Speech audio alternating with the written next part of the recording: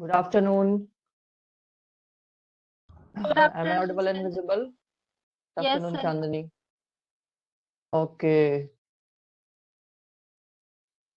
तो कल वाली सेशन से किसी को कोई डाउट है? क्वेश्चन पूछूं मैं? Radhika, Radhika. Yes, sir. Okay.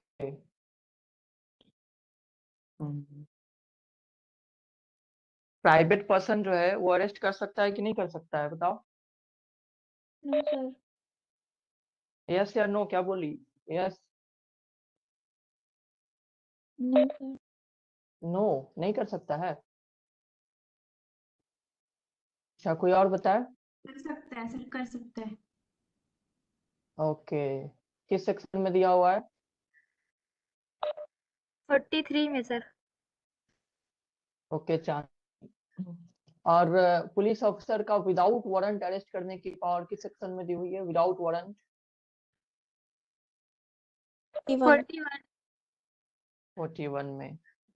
क्या नॉन कॉग्निजेबल केस में police officer without warrant arrest कर सकता है कि नहीं कर सकता है? No, sir. Cognizable offense. Okay. क्या बिना बिना मजिस्ट्रेट का ऑर्डर का इन्वेस्टिगेशन किया जा सकता है नॉन कॉग्निजेबल केस में? No, sir. नहीं किया जा सकता है. ओके. और कॉग्निजेबल केस में किया जा सकता है बिना मजिस्ट्रेट का ऑर्डर का investigation? Yes, sir. Yes, sir. Okay, okay. और जो 161 का स्टेटमेंट होता है वो कौन रिकॉर्ड करता है? कौन रिकॉर्ड करता है? पुलिस. State. पुलिस. ओके. किसकी स्टेटमेंट रिकॉर्ड की जाती है? सर, विटनेस की. और विटनेस होते कौन है? Informant. Informant are witnesses. Anamika, नहीं, इन्फॉर्मेंट आर नॉट विटनेसेस. तो जिन्होंने इन्फॉर्मेंट कौन केस होता है?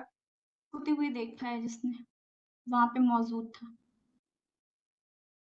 सर जिसको फैक्ट्स और सर्कमस्टांसेस पता होते हैं केसेस उससे रिलेटेड जो केस चल रहा है. बहुत बढ़िया प्रीति. प्रीति ने जो जवाब दिया वही सही है. हमें आंसर उस तरीके से देना चाहिए जिस तरह से लॉ में मेंशन होता है, जो कि क्वेश्चन भी जब आएंगे तो वही आंसर ढूंढी जाएंगे. Those persons who are acquainted with the facts and circumstances of the case are known as witnesses. और वही उन्हीं का ओरल एग्जामिनेशन करता है पुलिस अंडर 161. ठीक है. Those who are acquainted with the facts and circumstances with the case. याद रहेगा ना Anamika? Yes, sir. Okay, okay. मान लो क्वेश्चन एग्जाम में ऑप्शन में वो भी रहे जो तुमने बोला कि जो मान लो रहे जो आई विटनेसेस हैं जो कि क्राइम सीन पे प्रेजेंट हैं. क्वेश्चन रहेगा कि who are the persons of which police conducts oral examination of what kind of persons. Option में रहे जो तुमने बोला वो भी रहे और जो मैंने बोला वो भी रहे, तो क्या सिलेक्ट करना? जो मैंने बोला वो सिलेक्ट करना का, क्योंकि बेयर एक्ट में वैसे ही लिखा हुआ है, those persons who are acquainted with the facts and circumstances with the case. ठीक है. और बताइए कि हम्म, कि कौन कौन सा कोर्ट कॉम्पिटेंट है ट्रायल कंडक्ट करने के लिए?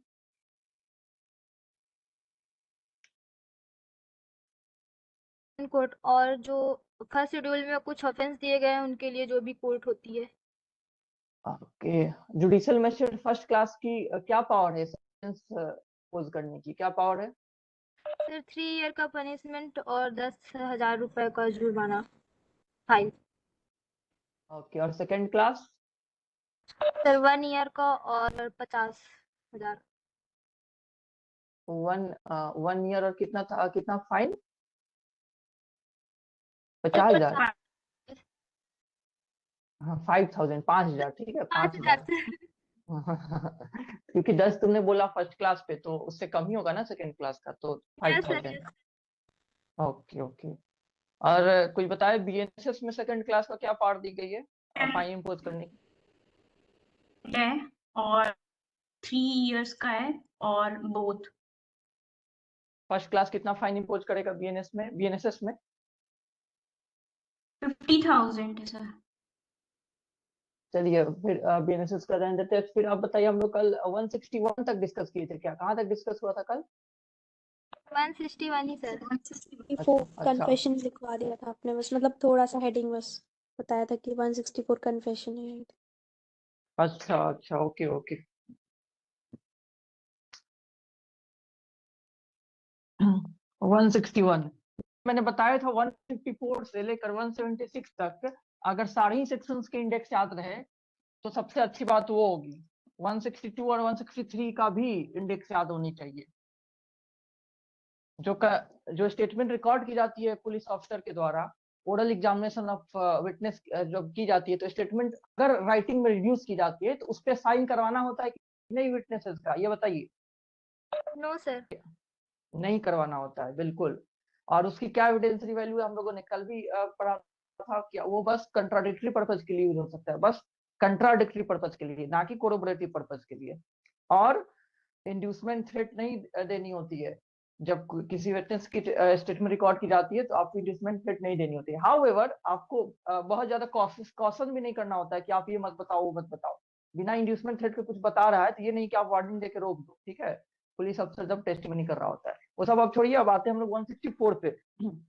164 इसमें किस चीज की बात की गई है? कन्फेशन। कन्फेशन रिकॉर्ड जो जुडिशियल मजिस्ट्रेट करता है, और किसी चीज की बात की गई है या बस कन्फेशन के रिकॉर्ड करने की बात की गई स्टेटमेंट। है? स्टेटमेंट।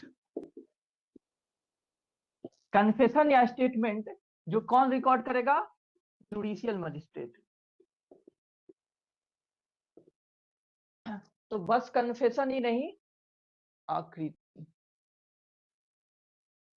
स्टेटमेंट भी रिकॉर्ड करने की बात की गई है। बस कन्फेशन ही नहीं, स्टेटमेंट ही रिकॉर्ड करने की बात की गई है। चलिए, इससे रिलेटेड कई सारे क्वेश्चंस बन जाते हैं, आइए हम लोग करते हैं। सबसे पहले ये जो रिकॉर्ड किया जा रहा है किसके द्वारा किया जा रहा है, ये एकदम क्लियर होनी चाहिए। जुडिशियल मजिस्ट्रेट के द्वारा। क्या एग्जीक्यूटिव मजिस्ट्रेट रिकॉर्ड कर सकता है कन्फेशन या statement under 164? No no sir. Sir. क्या मेट्रोपॉलिटन मजिस्ट्रेट कर सकता है? Metropolitan yes sir. Yes sir. हाँ कर सकता है, क्योंकि मेट्रोपॉलिटन मजिस्ट्रेट भी तो वही काम जुडिशियल फंक्शन ही कर रहा होता है, बस मेट्रोपॉलिटन एरिया में। तो ये दोनों तो एक ही होते हैं। अदरवाइज जो मेट्रोपॉलिटन एरिया है वहाँ judicial magistrate first class second class होते हैं, जो मेट्रोपॉलिटन एरिया है वहाँ पे मेट्रोपॉलिटन मजिस्ट्रेट होते हैं। तो कौन कर सकता है? कोई भी मेट्रोपॉलिटन मजिस्ट्रेट या जुडिशियल मजिस्ट्रेट कन्फेशन या स्टेटमेंट रिकॉर्ड कर सकता है 164 के अंदर में। सबसे पहले यह बात याद रखिए। दूसरा कि ये किस स्टेज पर रिकॉर्ड करने की बात होती है, किस स्टेज पर, एट व्हाट स्टेज? ट्रायल के पहले, ट्रायल के बाद, ट्रायल से पहले और इंक्वायरी। इन्वेस्टिगेशन के पहले, इन्वेस्टिगेशन सर के बाद, इन्वेस्टिगेशन के इन्वेस्टिगेशन के दौरान भी की जा सकती है और ट्रायल और इंक्वायरी के पहले की जाती है। बहुत बढ़िया। इन्वेस्टिगेशन के दौरान भी की जा सकती है या उसके बाद भी की जा सकती है, लेकिन बिफोर कमेंसमेंट ऑफ इंक्वायरी या ट्रायल, ठीक है? तो ड्यूरिंग कोर्स ऑफ इन्वेस्टिगेशन, या तो इन्वेस्टिगेशन के दौरान या उसके बाद भी, बट इंक्वायरी या ट्रायल शुरू होने के पहले। ये वो स्टेज है जब ये स्टेटमेंट या कन्फेशन रिकॉर्ड की जाती है बाय जुडिशियल मजिस्ट्रेट, ठीक है? तो याद रखिएगा, in the course of investigation या उसके बाद, लेकिन इंक्वायरी या ट्रायल शुरू होने के पहले ही करने की बात की जा रही है, ट्रायल शुरू होने के बाद की बात नहीं की जा रही। चलिए, अब जो मजिस्ट्रेट रिकॉर्ड कर रहा होता है कन्फेशन, क्या उसकी जुरिस्डिक्शन होनी जरूरी है उस केस को डील करने के लिए? नहीं जरूरी है। बहुत बढ़िया, बहुत बढ़िया। ये सभी लोग याद रखिएगा, जुरिस्डिक्शन हो तो भी कर सकता है, ना हो तो भी कर सकता है, दोनों। जुरिस्डिक्शन हो उस मजिस्ट्रेट का, जुरिस्डिक्शन का क्या मतलब? उस केस को डील करने का, जिस केस के कंसर्न में, जिस केस के रिगार्डिंग कन्फेशन रिकॉर्ड की जा रही है, उस केस को डील करने का, उस केस को डील करने का जुरिस्डिक्शन उस मजिस्ट्रेट के पास हो या ना हो, उससे फर्क नहीं पड़ता है, वो कन्फेशन या स्टेटमेंट रिकॉर्ड कर सकता है। ओके, सबको क्लियर है ये बात जुरिस्डिक्शन वाली? Yes sir. शालिनी, शालिनी बताओ। सर। ओके, तो जुरिस्डिक्शन हो या ना हो फर्क नहीं पड़ता है, कन्फेशन रिकॉर्ड की जा सकती है। अब जो है ये कॉमन बात है, आपको पता चल गई कि जुडिशियल मजिस्ट्रेट या मेट्रोपॉलिटन मजिस्ट्रेट करेगा, किस स्टेज पे करेगा, क्या क्या रिकॉर्ड कर सकता है, कन्फेशन स्टेटमेंट दोनों। जुरिस्डिक्शन हो या ना हो उससे फर्क नहीं पड़ता। अब बताइए, रिकॉर्ड करने से पहले उसको कुछ वार्निंग देनी होती है। वार्निंग देनी होती है दो चीजों की। पहला देना होता है कि उबैद, मैं किसी को बना देता हूँ। प्रीति, यस सर। तुम्हारी नेटवर्क सही है? Yes sir. ओके, ठीक है, कोई आए तो एक्सेप्ट करना। Okay, yes sir. ठीक है। उसको वार्निंग देनी है। क्या क्या वार्निंग देनी है? पहला कि किसी तुम को जो वो है बाउंड नहीं है देने के लिए और दे भी देता बिल्कुल है तो वो उसके अगेंस्ट यूज हो सकता है। नॉट बाउंड है और वो यूज अगेंस्ट का। बहुत ही कॉमन बात है, आप सभी को पता होगा। उसको वार्निंग देनी है कि वो बाउंड नहीं है क्या करने के लिए, कन्फेस करने के लिए। Is not bound to confess. और अगर वो दे देता है confession, that will be use against him, वो उसी के खिलाफ में यूज होगा। इस बात को वो अच्छे से समझता है कि नहीं, वो बताएगा, एक तरह से वार्निंग देगा। और उसके साथ साथ ही ये इंश्योर करना है कि ये कन्फेशन वॉलंटरी नेचर का है। ठीक है, वॉलंटरी नेचर, ये बहुत ही इंपॉर्टेंट बात है। ये सब वार्निंग देने के बाद भी अगर अगर मजिस्ट्रेट को लगता है कि जो कन्फेस कर रहा है एक्यूज्ड पर्सन, वो वॉलंटरी नहीं है, उस पर किसी तरह का प्रेशर है, या वो किसी के अंडर में आकर के किसी डर के कारण किसी वजह से वो कन्फेस कर रहा है, and the confession is not a voluntary nature, तब तक वो रिकॉर्ड नहीं करेगा। तो ये जुडिशियल माइंड अप्लाई करनी है जुडिशियल मजिस्ट्रेट को। उसकी डिस्क्रिशन है कि रिकॉर्ड करे या ना करे। Even after giving warning, the magistrate can deny to record the confession if he feels that the confession is not a voluntary nature। इसलिए ये बहुत इंपॉर्टेंट है वॉलंटरी नेचर। ये मजिस्ट्रेट को खुद को सेटिस्फाई करना है। मजिस्ट्रेट जो है खुद को सेटिस्फाई करेगा कि ये वॉलंटरी नेचर का है। इसके लिए वो चाहे तो पोस्टपोन कर सकता है। उसे लग रहा है नहीं आज नहीं, कल रिकॉर्ड करनी चाहिए, कल कर देगा। कल भी उसको लग रहा है कि आज नहीं, हम परसों रिकॉर्ड करेंगे, तो वो फिर पोस्टपोन कर देगा। जब तक कि उसे लग नहीं जाता है कि ये कन्फेशन वॉलंटरी नेचर का नहीं है, तब तक वो रिकॉर्ड नहीं करेगा। ठीक है, तो नॉट बाउंड है, उसके अगेंस्ट यूज हो सकता है। और ये इंश्योर करना है वॉलंटरी नेचर का है। कौन इंश्योर कर रहा है? मजिस्ट्रेट जो रिकॉर्ड कर रहा है। किसको इंश्योर कर रहा है? खुद इंश्योर कर रहा है कि ये वॉलंटरी नेचर कन्फेशन मैं रिकॉर्ड करने जा रहा हूँ। अगर उसको लग रहा है ये सब करने के बाद में, तो रिकॉर्ड कर लेगा।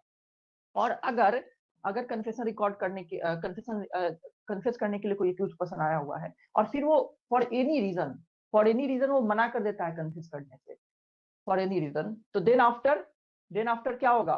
उस पर्सन को पुलिस कस्टडी में भेजी जा सकती है कि नहीं भेजी जा सकती है? नहीं सर। नहीं भेजी जा सकती। ओके, तो याद रखिएगा सभी लोग कि एक पर्सन जो कन्फेस करने आया है एंड वो मना कर दिया कन्फेस करने से, तो आफ्टर दैट उसको कभी भी पुलिस कस्टडी में वापस नहीं भेजी जाएगी। कहाँ भेजी जा सकती है? जब पुलिस कस्टडी में नहीं भेजी जाएगी तो कहाँ भेजी जाएगी? कस्टडी में भेजी जाएगी, या मजिस्ट्रेट अपने घर लेके जाएगा उसको, या रिलीज कर देगा, क्या कर देगा? जुडिशियल कस्टडी में। बिल्कुल, जुडिशियल कस्टडी में भेजी जाएगी। जुडिशियल कस्टडी में भेजी जाएगी, जुडिशियल कस्टडी में। ठीक है, अगर पुलिस कस्टडी में नहीं भेजा जा रहा है बट कस्टडी में रखनी है, तो क्या करेगा? वो जुडिशियल कस्टडी में भेजेगा। कोई पर्सन जो कन्फेस करने आया है बट कन्फेस करने से मना कर दिया है, देन आफ्टर उसको पुलिस कस्टडी में नहीं भेजी जाएगी। क्योंकि एक प्रिजम्पशन ड्रॉ होता है कि पुलिस ने हो सकता है जबरदस्ती उससे उसको तैयार किया हुआ है कन्फेस करने के लिए, और फिर उसने मना कर दिया है, तो आफ्टर दैट भी पुलिस जो है उसके साथ मिसट्रीट करेगा, टॉर्चर करेगा। इस तरह की संभावनाएं ना राइज हो, दैट्स व्हाई ये प्रोविजन बनाई गई है। तो ये सब बातें आप ध्यान में रखिएगा।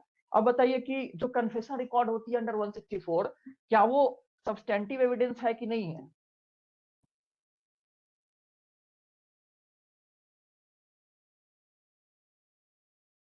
कल ही बताया था मैंने, बताइए। No sir. ये सर। नहीं है।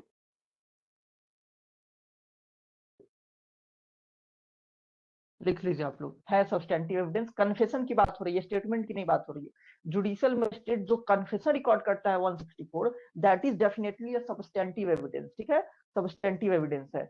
बट इसी 164 में स्टेटमेंट रिकॉर्ड करने की बात की गई है, जो मजिस्ट्रेट रिकॉर्ड कर सकता है। स्टेटमेंट्स, वो सारे स्टेटमेंट जो अदर देन कन्फेशन है। ठीक है, स्टेटमेंट भी रिकॉर्ड की जा सकती है अंडर 164, जो कि कन्फेशनल नेचर का नहीं है। तो वॉट एवर स्टेटमेंट्स में be recorded under 164 which are of non confessional nature, those are not substantive evidence. तो नॉन कन्फेशनल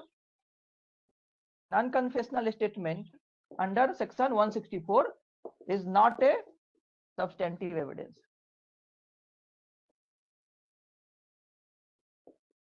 ठीक है, इस बात को हमेशा याद रखिएगा।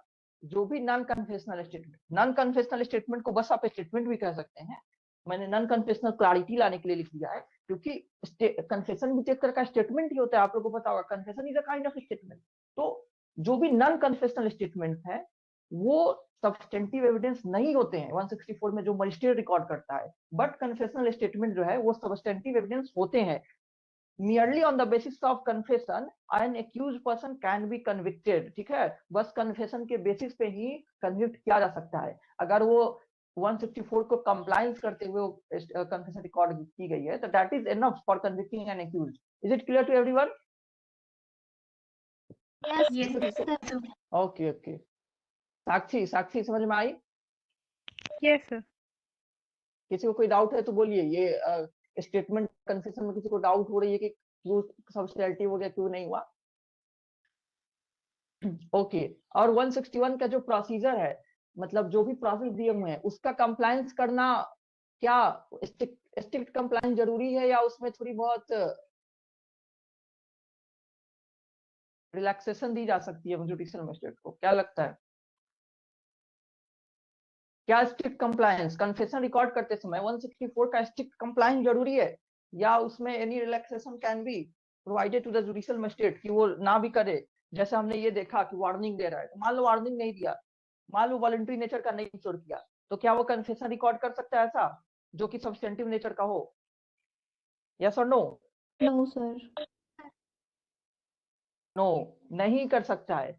अगर वो करेगा तो वो कंप्लायंस 164 का अगर स्ट्रिक्ट कंप्लायंस नहीं हुआ व्हाइल रिकॉर्डिंग कन्फेशन, तो वो जो है सब्सटेंटिव एविडेंस का फॉर्म में नहीं उसको माना जाएगा और वो काफी नहीं होगा उस एक्यूज्ड पर्सन का कन्विक्शन के लिए, ठीक है। अब जैसे कि एक क्वेश्चन और बन जाती है इस पर, इसमें ये भी होता है ना कन्फेशन, एक मेमो तैयार करना होता है, मेमोरेंडम भी तैयार करता है जिसके नीचे साइन करता है जुडिशियल मजिस्ट्रेट, ठीक है, जुडिशियल मजिस्ट्रेट साइन करता है, उसमें वो लिखता है कि हाँ मैंने ये सारी इंश्योर किए, मैंने वार्निंग देकर इंश्योर कर दिया, वॉलंटरी नेचर का, that's why I am recording confession. Okay, तो एक्यूज्ड पर्सन से भी साइन कराया जाता है, एक्यूज्ड मतलब ऑफेंडर जो कन्फेस कर रहा है उससे भी साइन करवाया जाता है।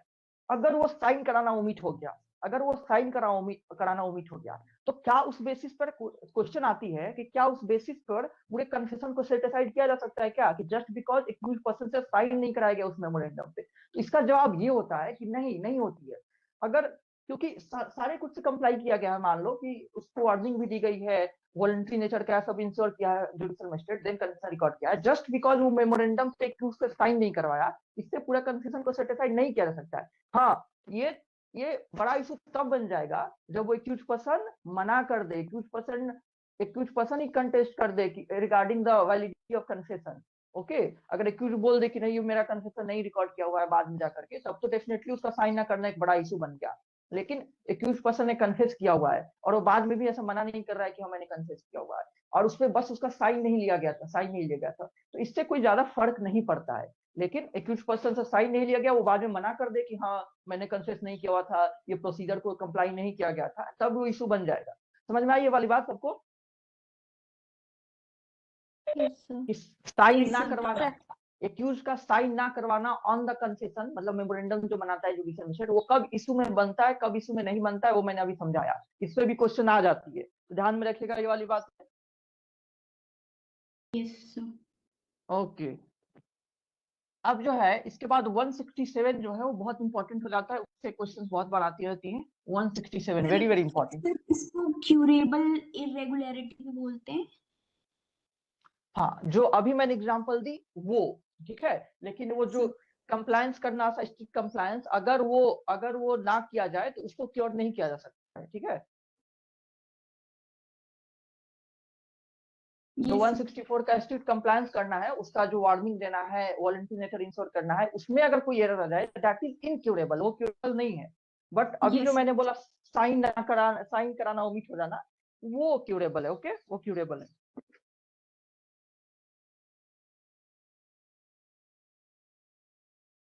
One 167 is also very very important. अब जो है आप सभी को पता है कि जब किसी को अरेस्ट किया जाता है तो उसको प्रोड्यूस करना होता है बिफोर मजिस्ट्रेट। कितने घंटे के अंदर प्रोड्यूस करना होता है? 24 आवर के अंदर। तो अगर इन्वेस्टिगेशन स्टार्ट कर दिया जाता है, पुलिस ऑफिसर को इंफॉर्मेशन मिलती है किसी कॉग्निजेबल ऑफेंस कमिट होने का, तो वो ऑकरेंस रिपोर्ट सबमिट करता है, ऑकरेंस रिपोर्ट सेंड करता है, और उसके बाद खुद चला जाता है इन्वेस्टिगेशन करने, ऑन स्पॉट इन्वेस्टिगेशन करने चल जाता है, या अपने सबऑर्डिनेट को रिक्रूट कर देता है। ये सब प्रोसीजर है इन्वेस्टिगेशन का।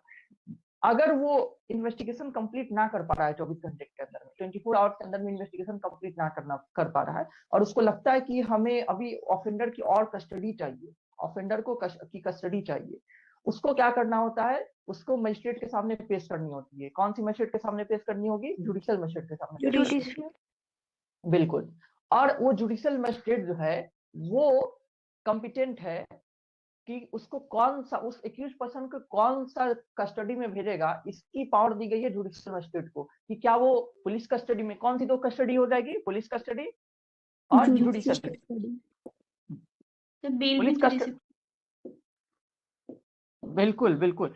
पुलिस कस्टडी, पुलिस के लॉकअप में रखना, पुलिस का जो लॉकअप होते हैं उनके जो पुलिस स्टेशन होती है उसमें रखने को पुलिस कस्टडी कहते हैं। जुडिशियल कस्टडी जेल में रखी जाती है। इसमें जो है पुलिस की एक्सेस जो होती है नहीं होती है, ठीक है, बिना परमिशन का वो एक्सेस नहीं ले सकता है।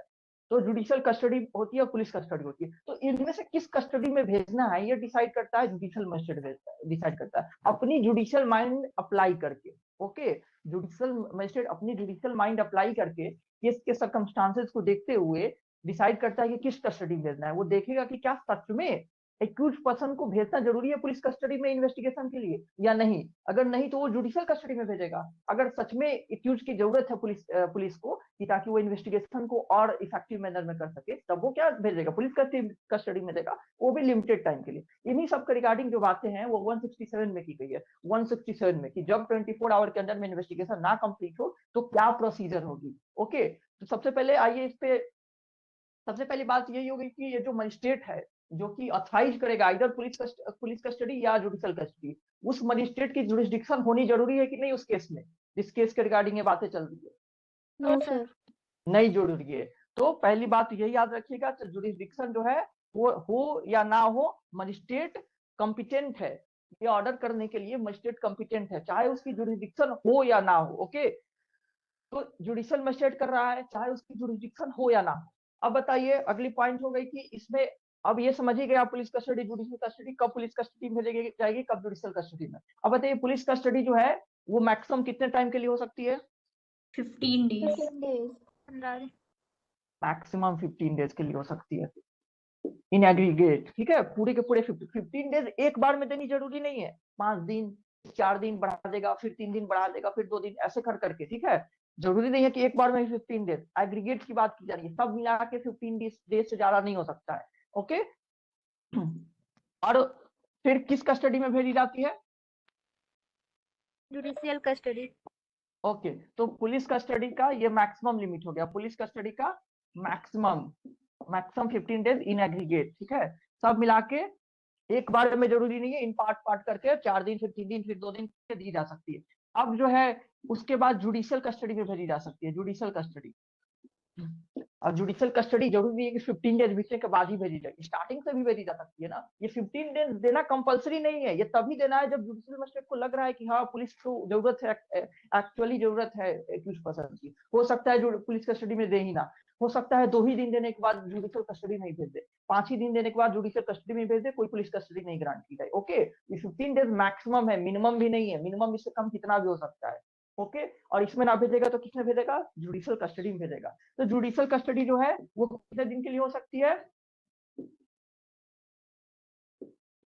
सर 60 दिन और 90 दिन, उसका कंडीशन अलग अलग है सर। हाँ, क्या कंडीशन है 90 दिन का? सर डेथ पनिशमेंट हो या लाइफ इम्प्रिजनमेंट हो या 10 ईयर से। लाइफ इम्प्रिजनमेंट 10 years तक का हो तो 90 days, अगर कोई और ऑफेंस है तो 60 days। बहुत बढ़िया राधिका, बहुत बढ़िया, ठीक है। तो 90 डेज तक के लिए जुडिशियल कस्टडी में भेजी जा सकती है उन ऑफेंसेस के लिए जो पनिशेबल है, उन ऑफेंसेस के लिए जिसकी पनिशमेंट है क्या? आइदर डेथ पेनाल्टी और लाइफ इम्प्रिजनमेंट और 10+ मतलब 10 साल से ज्यादा की, या इसके अलावा अगर कोई सेंटेंस है यानी 10 से कम वाली तो कौन सी कितने दिन के लिए? मैक्सिमम 60 डेज के लिए भेजी जा सकती है। कहाँ पे? जुडिशियल कस्टडी में, ठीक है। तो इस बात को याद रखना है जिसको भी ना याद हो, क्योंकि ये बहुत ही बड़ी टॉपिक है, ये बहुत ही कॉमन चीज है। डेथ पेनाल्टी, लाइफ इम्प्रिजनमेंट या 10+ ईयर के लिए पनिशेबल अगर वो ऑफेंस है तो उस ऑफेंस के रिगार्डिंग जुडिशियल कस्टडी में ज्यादा से ज्यादा 90 दिन तक के लिए भेजी जा सकती है। या एनी अदर ऑफेंस है, यानी 10 से कम वाला, तो कितने दिन के लिए? 60 दिन के लिए जुडिशियल कस्टडी में भेजी जा सकती है। और इसके एक्सपायरी होने के बाद, ये 90 दिन या 60 डेज के एक्सपायरी होने के बाद किस चीज के लिए एलिजिबल हो जाता है वो एक्यूज्ड पर्सन? किस चीज के लिए? बेल के लिए। और उस बेल को क्या करते हैं? Furnish default bell.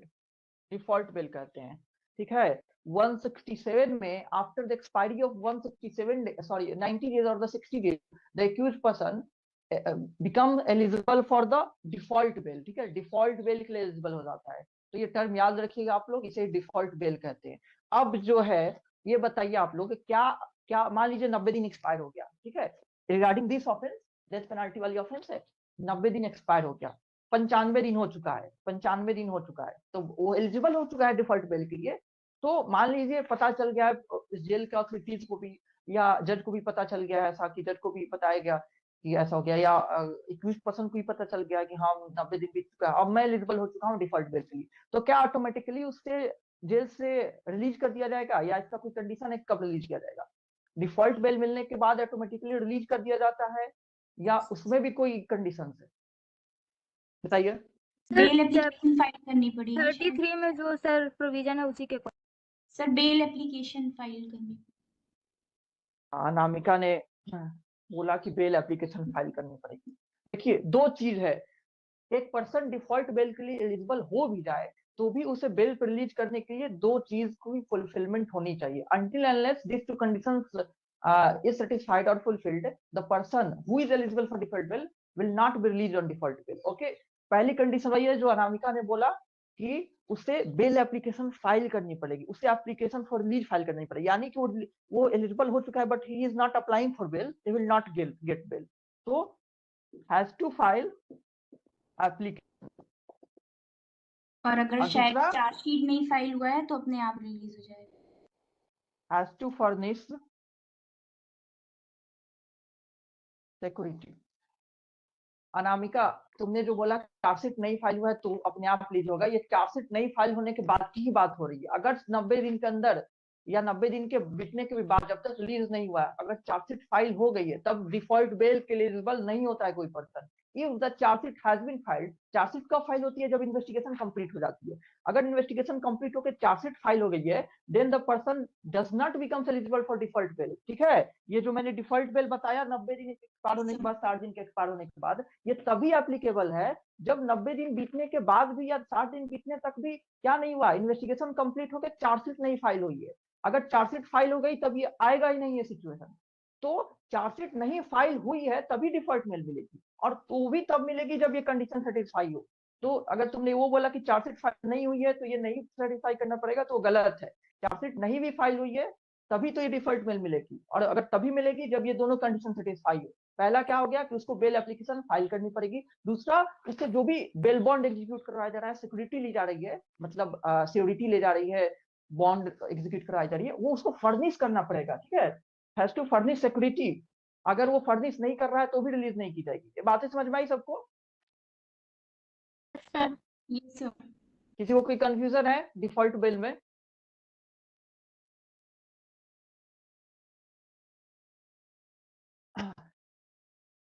साक्षी बताओ, अगर चार्जशीट फाइल नहीं हुई है, 60 दिन खत्म हो गया, अगर कोई 5 साल के लिए पनिशेबल है, अगर उस केस में चार्जशीट फाइल नहीं हुई है even after the expiry of 60 days, तो क्या उस पर्सन को ऑटोमेटिकली रिलीज कर दिया जाएगा after expiry of 60 days? Sir default bail का कंडीशन हो जाएगा, लेकिन उसमें भी उसको दो चीज़ें फुलफिल करनी रहेंगी। पहला कि वो एप्लीकेशन फाइल किया रहे बेल के लिए, और दूसरा वो फर्निश करे सिक्योरिटी उसके लिए। बहुत अच्छी साक्षी, बिल्कुल जो साक्षी ने बताया वो बिल्कुल भी सही आंसर है। ऐसा ही होगा तभी उसको रिलीज किया जाएगा, नहीं तो उसको रिलीज नहीं किया जाएगा जब तक कि वो बेल एप्लीकेशन ना फाइल करे और वो सिक्योरिटी फर्निश ना करे जो कि सिक्योरिटी डिमांड हो रही है, तब तक उसको रिलीज नहीं की जाएगी। चलिए ये पॉइंट भी आप समझ गए, तो अगला हम लोग बढ़ते हैं। ये सभी बहुत ही इंपॉर्टेंट बातें है, ये कोई भी मैं अननेसेसरी का बात नहीं बता रहा हूँ, ये हाईली रेलिवेंट चीज है। अब बताइए जो एग्जीक्यूटिव मजिस्ट्रेट जो है, क्या वो कस्टडी ग्रांट कर सकता है कि नहीं कर सकता है? सर कर सकता है। कितने दिन के लिए कर सकता है मैक्सिमम? 7 दिन। वाह बिल्कुल, सभी लोग नोट डाउन कर लीजिए, मैक्सिमम 7 डेज के लिए एग्जीक्यूटिव मजिस्ट्रेट भी कर सकता है, जुडिशियल मजिस्ट्रेट अवेलेबल ही नहीं है। तो एग्जीक्यूटिव मजिस्ट्रेट जो है वो एग्जीक्यूटिव मजिस्ट्रेट जिसपे जेम का पावर कन्फर हुआ है, वो एग्जीक्यूटिव मजिस्ट्रेट जिसपे जेम का पावर कन्फर हुआ है, वो एग्जीक्यूटिव मजिस्ट्रेट भी कस्टडी ग्रांट कर सकता है, but for maximum 7 days, maximum 7 days. तो क्वेश्चन यही आती है 7 डेज वाली, याद रखिएगा 7 दिन के लिए कर सकता है। उसके बाद कौन करेगा, उसको फिर जुडिशियल मजिस्ट्रेट ही करना पड़ेगा। ओके, अगर नहीं कर रहा है जुडिशियल मजिस्ट्रेट तो रिलीज कर दिया जाएगा, कस्टडी नहीं ग्रांट कर पाएगा।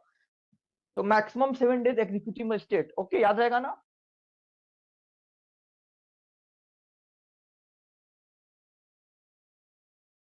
याद रहेगा ना Preeti? Yes sir. Okay okay okay. अब बताइए कि कोई एक और इंपॉर्टेंट बात, अगर कोई सम्मन केस है, मान लीजिए सम्मन केस है,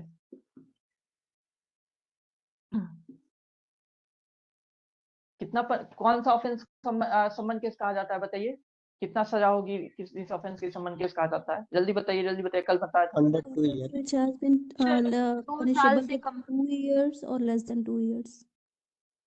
2 साल से कम के लिए जो पनिशेबल हो, यानी कि वारंट का जो उल्टा होता है, वारंट में 2+ होता है, वारंट में क्या क्या होता है बताइए? डेथ पनिशमेंट, लाइफ इम्प्रिजनमेंट और 2 ईयर से ऊपर, मतलब। बहुत बढ़िया चाहिए। तो उसके अलावा जो होते हैं वो सम्मन होते हैं, सम्मन हो गया -2, 2 से कम जिसके सजा हुआ। तो अगर सम्मन केस है, और सम्मन केस का इन्वेस्टिगेशन 6 महीने तक पूरा नहीं हुआ है, ठीक है, 6 मंथ तक पूरा नहीं हुआ है, 6 मंथ, तो इसमें जो मजिस्ट्रेट होता है उसको एक डिस्क्रिप्शन दी हुई है कि वो क्या कर सकता है, फर्दर इन्वेस्टिगेशन को स्टॉप कर सकता है, क्योंकि 6 महीने तक इन्वेस्टिगेशन ही नहीं पूरा हुआ। एक तो छोटा मोटा केस है, 2 साल से कम का पनिशेबल है, उसमें भी 6 महीने तक इन्वेस्टिगेशन ही पूरा नहीं हुआ है, then the magistrate can order to stop proceeding, वो प्रोसीडिंग को स्टॉप कर सकता है। लेकिन मतलब वो करेगा ही करेगा जब तक उसको कोई अदरवाइज रीजन नहीं दिख रहा है कि इससे हम और थोड़ा डेट बढ़ा दे, और थोड़ी बहुत जरूरी है, मिस करे जब जस्टिस हो जाएगा, अगर नहीं लग रहा है तब वो कर ही देगा, ठीक है। ही शैल स्टॉप प्रोसीडिंग, स्टॉप प्रोसीडिंग मतलब आगे का इन्वेस्टिगेशन रोक देगा। किस चीज का क्या रोकने की बात कर रहा हूँ, फर्दर इन्वेस्टिगेशन को रोकने का आदेश दे देगा, जब तक इसको लग नहीं रहा है कि कंटिन्यू करना बहुत जरूरी है। हाउएवर जो सेशन जज होता है उसको पावर दी गई है कि इस ऑर्डर को वैकेट कर सकता है, मतलब कि उसे लग रहा है कि नहीं नहीं जरूरी है, in the interest of justice it is essential to carry on the further investigation, then the session जज जो है इस ऑर्डर को वैकेट कर सकता है और फर्दर इन्वेस्टिगेशन डायरेक्ट कर सकता है। तो आपको बस याद इतनी रखनी है कि सम्मन केस में अगर 6 महीने के अंदर इन्वेस्टिगेशन कंप्लीट नहीं हुआ तो उसकी फर्दर इन्वेस्टिगेशन को स्टॉप किया जा सकता है मजिस्ट्रेट के द्वारा, लेकिन इस ऑर्डर को सेट असाइड किसके द्वारा किया जा सकता है, सेशन जज के द्वारा, सेशन जज के द्वारा। इतनी बात? Yes sir. ओके ओके, अभी के लिए इतनी ही बात काफी है। इसमें सम्मन केस 6 मंथ में इन्वेस्टिगेशन कंप्लीट नहीं हुआ, then it can further investigation can be stopped by magistrate which can be end such order can be vacated by session जज। अगर उसको लग रहा है कि ऐसा करना सही है तो वैकेट कर सकता है। चलिए अब बताइए कि पुलिस डायरी मतलब केस डायरी की चर्चा किस सेक्शन में हुई है, केस डायरी की चर्चा 72। Okay okay okay 172 case diary या पुलिस डायरी जो भी कहिए, 172 केस डायरी या पुलिस डायरी की बात हो रही है। तो बताइए जो केस डायरी है क्या वो एविडेंस के रूप में यूज होता है? क्वेश्चन रहा है कि can case diary be used as evidence? No. No sir. Okay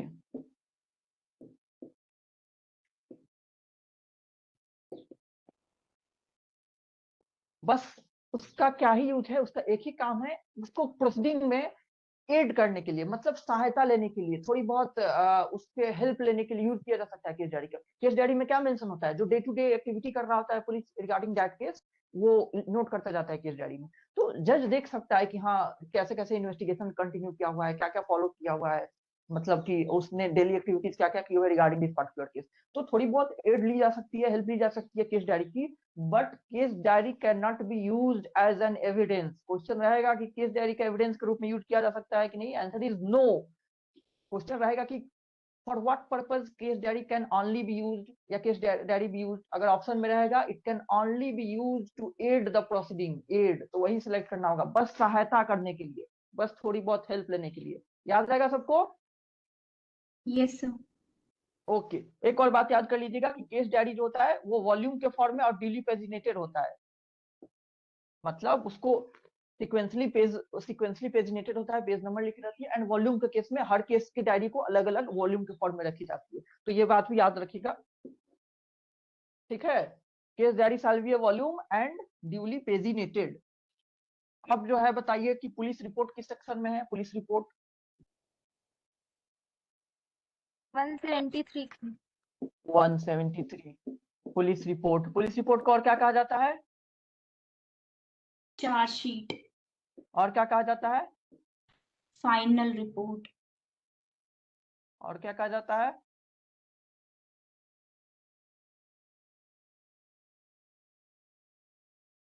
ठीक है, इसको चालान भी कहा जाता है। पुलिस रिपोर्ट कहिए, चार्जशीट कहिए, चालान कहिए, फाइनल रिपोर्ट कहिए, या क्लोजर रिपोर्ट भी कहिए। अगर वो पुलिस रिपोर्ट ये डिस्क्लोज कर रहा है कि आगे इन्वेस्टिगेशन जरूरी नहीं है, देन उसी को क्लोजर रिपोर्ट भी कहते हैं, ठीक है। अगर वो पुलिस रिपोर्ट से पुलिस ये बताना चाह रहा है कि no further investigation is necessary और केस बन ही नहीं रहा है, देन उसी रिपोर्ट को क्लोजर रिपोर्ट भी कहते हैं और फाइनल रिपोर्ट भी कहते हैं। क्या नाम है? Cancellation report. Okay, cancellation report, ठीक है। ये जो है वो तुम जो बोल रही हो that is not popular name of police report. Okay, cancellation report उन्हीं का ये जो नाम है सारे यूज हुआ करते हैं। पुलिस रिपोर्ट, चार्जशीट, चालान, फाइनल रिपोर्ट। सबसे ज्यादा पुलिस रिपोर्ट का यूज होता है ना, और चार्जशीट प्रैक्टिकल बेसिस पे देख ही रहा है, डिस्ट्रिक्ट कोर्ट वगैरह में, सब में, इवन हाई कोर्ट में भी तो चार्जशीट का ही नाम से यूज की जाती है। कई सारे स्टेट में चालान के नाम से ज्यादा पॉपुलर हो जाती है। चलिए अब बताइए, पुलिस रिपोर्ट सबमिट करने का टाइम लिमिट क्या है? इन्वेस्टिगेशन कितने समय में कंप्लीट करके पुलिस रिपोर्ट सबमिट करनी होती है? 2 महीना, 4 महीना, 6 महीने, 1 साल, 2 साल, 100 साल, 120 साल, कितने साल में? 3 मंथ। 3 मंथ। 3 मंथ। सर वैसे केस के लिए तो मतलब कोई टाइम नहीं है, पर कुछ ऑफेंस है उनके लिए 2 मंथ दिया गया है। हाँ वो बहुत रेप बढ़िया वाला। चांदनी, बहुत बढ़िया चांदनी। देखिए इसका कोई टाइम लिमिट नहीं है, विदाउट अननेसेसरी डिले। कितने समय में सबमिट करना है? ऑप्शन में ये रहेगा, इसको आपको टिक करना है, without unnecessary delay. Police report को as soon as possible submit करना है, but not without, as soon as possible but without unnecessary delay. जितना जल्दी हो सके उतना सबमिट करना है, लेकिन अननेसेसरी का डिले नहीं करना है। अननेसेसरी का मतलब बेवजह डिले नहीं करना है, फॉर नो रीजन। अगर कोई इंपॉर्टेंट रीजन है, इन्वेस्टिगेशन जरूरी है और आगे करते रहिए, बट बेवजह देरी नहीं करनी है। There is no time limitation, but in the case of sexual offences what is the time limit? 2 month. अगर कोई 2 रिस्क मंथ। ऑफेंस हो, ओके 2 मंथ्स। और ये डेट बहुत ही इंपॉर्टेंट है, कई बार पूछे जा चुके हैं, याद रखिए 2 महीना। जो भी सेक्सुअल ऑफेंसेस है, heinous sexual offences against women, in that offenses the investigation has to be completed and the police report has to be submitted within 2 months, within 2 months। FIR register के 2 महीने के अंदर, मतलब जब FIR रजिस्टर से आप क्या समझते हैं? FIR रजिस्टर से आप क्या समझते हैं? FIR से क्या पता चलता है? पहली बार कब इन्फॉर्मेशन मिली पुलिस ऑफिसर को, ठीक है, सबसे पहला इन्फॉर्मेशन जो होता है। तो पहली बार जब इन्फॉर्मेशन मिली पुलिस को, तब से 2 महीने के अंदर की बात हुई। और जो इन्फॉर्मेशन रजिस्टर करते हैं उसे क्या कहते हैं? कल बताया था मैंने, इन्फॉर्मेंट कहते हैं। सभी लोग याद रखिए इसको, ठीक है, इन्फॉर्मेंट कहते हैं। whoever registered the information is called informant। और जो कंप्लेंट रजिस्टर करता है मजिस्ट्रेट के सामने, उसे क्या कहते हैं? कंप्लेनेंट कहते हैं। वाह, बहुत बढ़िया। सर हाँ बोलो, आराम से बोलो। मैंने ना कहीं पे पढ़ा था कि जो ये पुलिस मैनुअल है उसमें 3 मंथ का टाइम पीरियड दिया हुआ है इन्वेस्टिगेशन के लिए। नहीं, कोई कंपल्सरी टाइम मैनुअल नहीं दी गई है यहाँ पे। सीआरपीसी जो है वो और होती भी नहीं है कंप्लीट 3 महीने में, most of the time investigation. However ना हो तो हमने पढ़ा कि 90 दिन में जो पुलिस मैनुअल है उसमें शायद दिया गया है। ओके तो उन लोग के लिए एक बनाई पुलिस मैनुअल में मेंशन की गई हो कि आइडियली उतने समय में करना है, क्योंकि उतने समय में ना करे तो क्या हो जाएगा? उतने समय में ना करे तो क्या होने वाला है एक्यूज पर्सन के साथ? अगर 3 मंथ्स में या 2 मंथ्स में फॉर सम ऑफेंसेस ना करे तो क्या होने वाला है एक्यूज पर्सन? उसको डिफॉल्ट बेल मिलने वाली है। अभी हमने पढ़ा 167 में, उसको डिफॉल्ट बेल मिलने वाली है।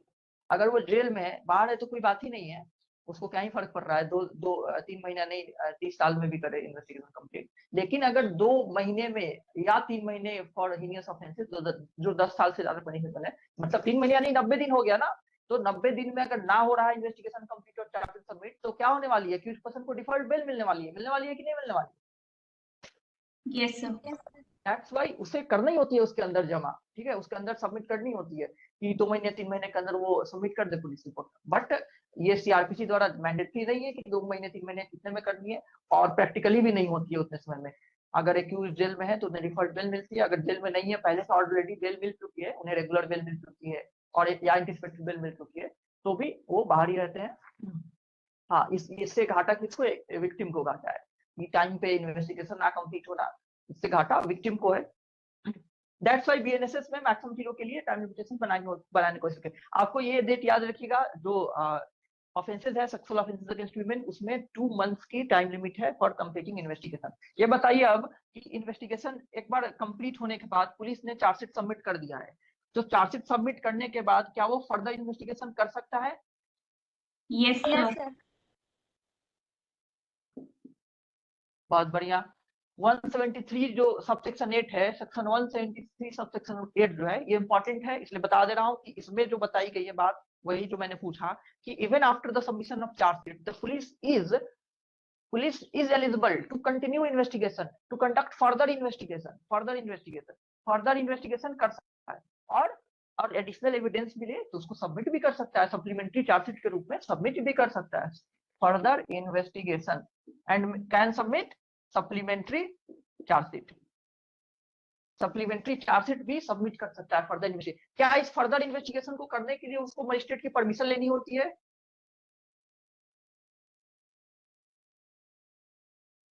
क्या पुलिस को इस फर्दर इन्वेस्टिगेशन की करने के लिए after submission of chargesheet? No, answer is no, बिना मजिस्ट्रेट के परमिशन को फर्दर इन्वेस्टिगेशन कर सकता है। ठीक है ना? तो सभी लोग याद रखिए, the answer is no, the police officer need not to take the permission of the judicial magistrate to continue further investigation after the submission of charge sheet। Investigation conduct करना ये पुलिस अफसर का यही तो मेन काम है ना, वो कोई ऑफेंस कमिट हुआ है तो उसकी वही तो मेन काम है। और जुडिशियल मजिस्ट्रेट या पूरी जुडिशियल जो ऑर्गन है ideally interested in the investigation process. Okay, it has already been laid down by the Supreme Court that the judiciary should not intervene in the investigation until unless it is shown that something very suspicious things is going on in the investigation. The court should not intervene in the process of investigation. It is the power of the police officers, the police department है, उसकी ये power है, और इसके regarding उनको परेशानी नहीं cause की जानी चाहिए। ओके, तो आंसर इज नो, याद रहेगा ना Anamika? Yes sir. Judicial magistrate की परमिशन नहीं चाहिए फर्दर इन्वेस्टिगेशन करके वो अगर कुछ मिल रहा है आगे तो वो सबमिट कर सकता है सप्लीमेंट्री चार्जशीट के रूप में। और ये फर्दर इन्वेस्टिगेशन जो होता है ना, वो जो है उसको फर्दर क्या मतलब हुआ? फर्दर का मतलब ओल्ड को ही कंटिन्यू करना हुआ।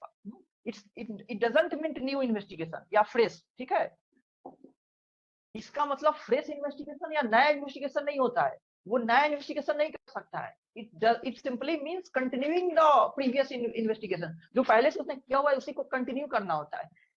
ओके, फ्रेश इन्वेस्टिगेशन नहीं। तो क्वेश्चन है कि क्या फ्रेश इन्वेस्टिगेशन कर सकता है after submission of charges? No.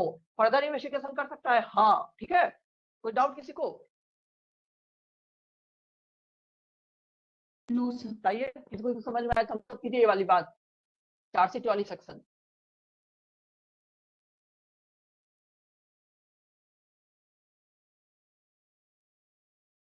बस अनामिका और साक्षी, कविता, ओके, प्रीति, राधिका, उबैद, अनुकुल, ओके। किसी को कोई डाउट हो तो पूछ सकते हैं। चलिए, अब समझ में आ गया, तो अब हम लोग आते हैं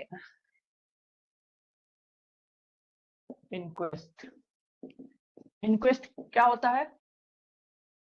what do you understand by inquest? Dead body को एग्जामिन करते हैं शायद।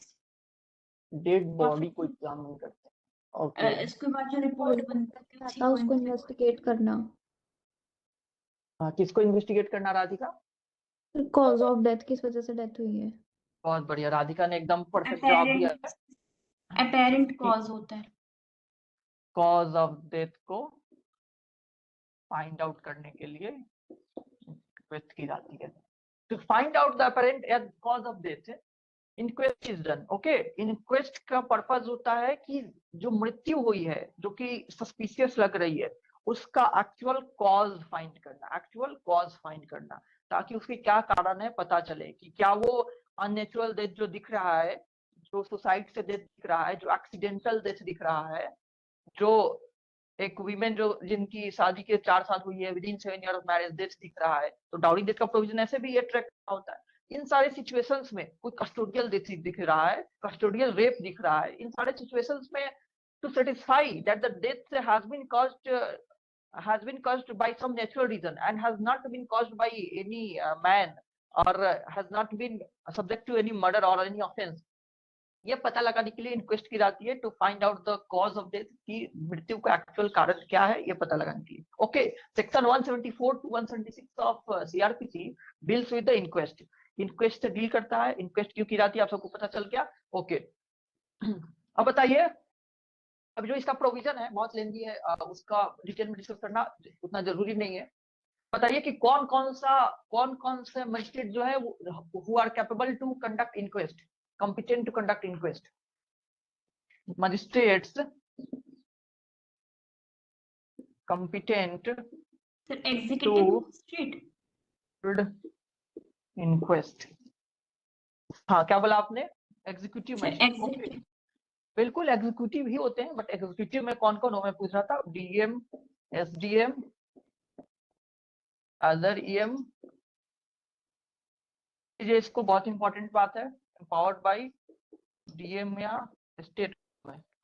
देखिए मैंने लिखा कि who are the magistrate who are competent to hold inquest। कौन कौन से मजिस्ट्रेट कॉम्पिटेंट है इंक्वेस्ट होल्ड करने के लिए। तो पहला is DM, district magistrate, other is SDM, sub divisional magistrate, and third is other EMs. Other EMs मतलब अदर एग्जीक्यूटिव मजिस्ट्रेट, जो ना डीएम है ना एसडीएम है, जो ना डीएम है ना एसडीएम है, but they must be empowered bye either DM और स्टेट गवर्नमेंट। अगर कोई अदर एग्जीक्यूटिव मजिस्ट्रेट है जिसको स्टेट गवर्नमेंट ने इंपावर किया है कि वो आप भी इंक्वेस्ट होल्ड कर सकते हैं, तो कर सकता है, या डिस्ट्रिक्ट मजिस्ट्रेट ने, देखिए डीएम भी लिखा हुआ हो, स्टेट गवर्नमेंट भी लिखा हुआ हो, दोनों ही इंपावर है, दोनों ही कॉम्पिटेंट है इनको इंपावर करने के लिए। So a DM is competent to hold inquest, SDM is competent to hold inquest, or other executive magistrates are also competent to hold inquest if they are empowered by district magistrate और state government. ठीक है, या अगर उनको DM ने या state government ने empower किया है कि आप भी इंक्वेस्ट होल्ड कर सकते हैं, इंक्वेस्ट कर सकते हैं, तो वो भी कर सकते हैं। ठीक है, यहाँ ये का मतलब एग्जीक्यूटिव मजिस्ट्रेट। ठीक है, क्लियर है सबको? Yes sir. Okay okay, Sucheta बोलो। हाँ सर। ओके, तो कौन कौन इंक्वेस्ट कर सकता है? डिस्ट्रिक्ट मजिस्ट्रेट कर सकता है, सब डिविजन मजिस्ट्रेट कर सकता है, एसडीएम या अदर एग्जीक्यूटिव मजिस्ट्रेट भी कर सकते हैं, लेकिन उनको इंपावर कौन कर सकते हैं? DM, SDM. क्वेश्चन आएगा कि जो अदर एग्जीक्यूटिव मजिस्ट्रेट है वो इंक्वेस्ट होल्ड कर सकते हैं, अगर किसके द्वारा इंपावर्ड है, तो ऑप्शन में रहेगा डीएम, स्टेट गवर्नमेंट, दोनों, या कुछ भी रहेगा नन ऑफ दिस। तो आपको दोनों में सेलेक्ट करना है, तो ये दोनों वाली बात याद रखिएगा। ठीक है, ये तो याद हो जाएगा आसानी से, डीएम भी इंपावर कर सकता है, स्टेट गवर्नमेंट भी इंपावर कर सकता है। तो ये लोग इंक्वेस्ट होल्ड कर सकते हैं। अब बताइए कि अगर कस्टोडियल डेथ हुई है, custodial death, custodial disappearance, custodial rape. Custodial का क्या मतलब होता है? कस्टोडियल डेथ लिखा हूं से क्या क्या समझ रहे हैं आप? कस्टडी में था और उसकी किसके डेथ हो गई कस्टडी में? पुलिस कस्टडी में। किसके कस्टडी में? मेरे कस्टडी में, तुम्हारे कस्टडी में, किसके कस्टडी में? पुलिस कस्टडी में सर। पुलिस। हाँ, किसी भी अथॉरिटी के कस्टडी में, कोई अथॉरिटेटिव पोस्ट हो उसके कस्टडी में, चाहे वो पुलिस हो, चाहे ईडी हो, कोई भी कस्टडी में।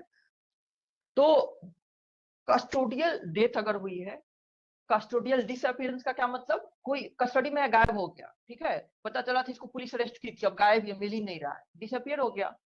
कस्टोडियल रेप, किसी के साथ रेप कमिट हुआ है, किसी फीमेल के साथ रेप कमिट हुआ है वाइल इन कस्टडी, कस्टडी में कमिट हुई है। इन सारे केस में जो है वो कौन इंक्वायरी करेगा, जुडिशियल जुडिशियल मजिस्ट्रेट इंक्वायरी करेगा कंपल्सरीली, ठीक है। यहाँ पे जो हमने ऊपर पढ़ा कि कौन कौन से कॉम्पिटेंट है इंक्वेस्ट होल्ड करने के लिए, दे आर नॉट सफिशिएंट, इसमें जुडिशियल मजिस्ट्रेट इंक्वायरी करेगा, क्योंकि यहाँ पे कस्टडी में ही चीजें हो रही हैं, तो यहाँ पे जुडिशियल ऑर्गन का इन्वॉल्व रहना जरूरी है, ठीक है, जरूरी है, क्योंकि तभी तो एग्जीक्यूटिव जो होती है, पुलिस ऑफिसर एग्जीक्यूटिव सब एक ही तो है, तो खुद ही का खुद ही वो कैसे जांच कर लेंगे, तो कोई किसी तरह का फेयर इंक्वायरी हो, इसके लिए इंसर्ट किया गया है कि in these situations the inquiry shall be conducted by judicial magistrate, okay। custodial rape, custodial disappearance याद रहेगा सुचेता, सुचेता? जी सर। ओके ओके, अब इंक्वेस्ट हो गया,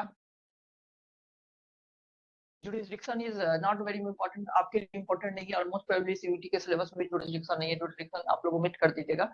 अब आते हैं कॉग्निजेंस पर। कॉग्निजेंस रिलेटेड कल भी मैंने बताया था आपको 190 जो है इसमें बताई गई है कि मजिस्ट्रेट जो है, मतलब जुडिशियल मजिस्ट्रेट जो है वो कब कब कॉग्निजेंस ले सकते हैं, किस सिचुएशन में कॉग्निजेंस ले सकते हैं, कैसे कॉग्निजेंस ले सकते हैं। तो मैंने 4 बातें बताई थी, क्या क्या 4 बातें थी, जल्दी जल्दी बोलिए, कब कब कॉग्निजेंस ली जा सकती है? पुलिस रिपोर्ट पे, कंप्लेंट पुलिस केस रिपोर्ट पे, पे, और इंफॉर्मेशन कंप्लेंट केस, रिसीव और suo motu. Okay. Police report पे यानी कि चार्जशीट के बेसिस पे, कंप्लेंट केस पे यानी कि किसी ने कंप्लेंट रजिस्टर किया है, इंफॉर्मेशन रिसीव, अगर मजिस्ट्रेट को कोई इंफॉर्मेशन रिसीव है उस बेसिस पे, मजिस्ट्रेट को कोई इंफॉर्मेशन, सुओ मोटो मतलब से ओन नॉलेज पे, ठीक है, ओन नॉलेज, मजिस्ट्रेट को कुछ खुद किसी ही कुछ नॉलेज मिला है, ऐसा नहीं कि कुछ इंफॉर्मेशन से, उसको खुद के ही नॉलेज में अगर कोई क्राइम कमिट हो रही है तो भी वो कॉग्निजेंस ले सकता है, ये कॉग्निजेंस ले सकता है। अब बताइए कि कौन कौन कॉग्निजेंस ले सकता है, किसको कॉग्निजेंस लेने की राइट दी गई? सेकंड क्लास के मजिस्ट्रेट को और फर्स्ट क्लास की।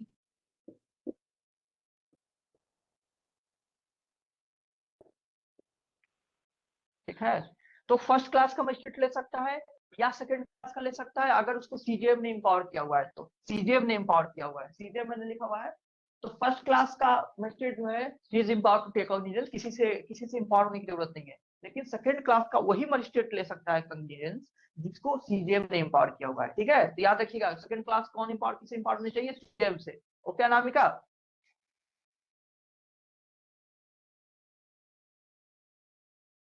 अनुकूल समझ में आ रही है तुमको, अनुकूल?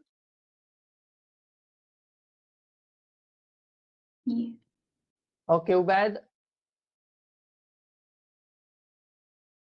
सो ये क्वेश्चन आया था आज मेरे एग्जाम में 4 मार्क्स में, ये भी आया था और पुलिस रिपोर्ट वाला भी। अच्छा, ये मतलब कौन सा क्वेश्चन आया हुआ था, कॉग्निजेंस का? हाँ, कॉग्निजेंस बाय मजिस्ट्रेट कहाँ ओके डिफाइंड और क्या क्या दिया प्रोविजन। ओके ओके ओके, बहुत बढ़िया। आकृति तुम्हें समझ में आ रही है, आकृति?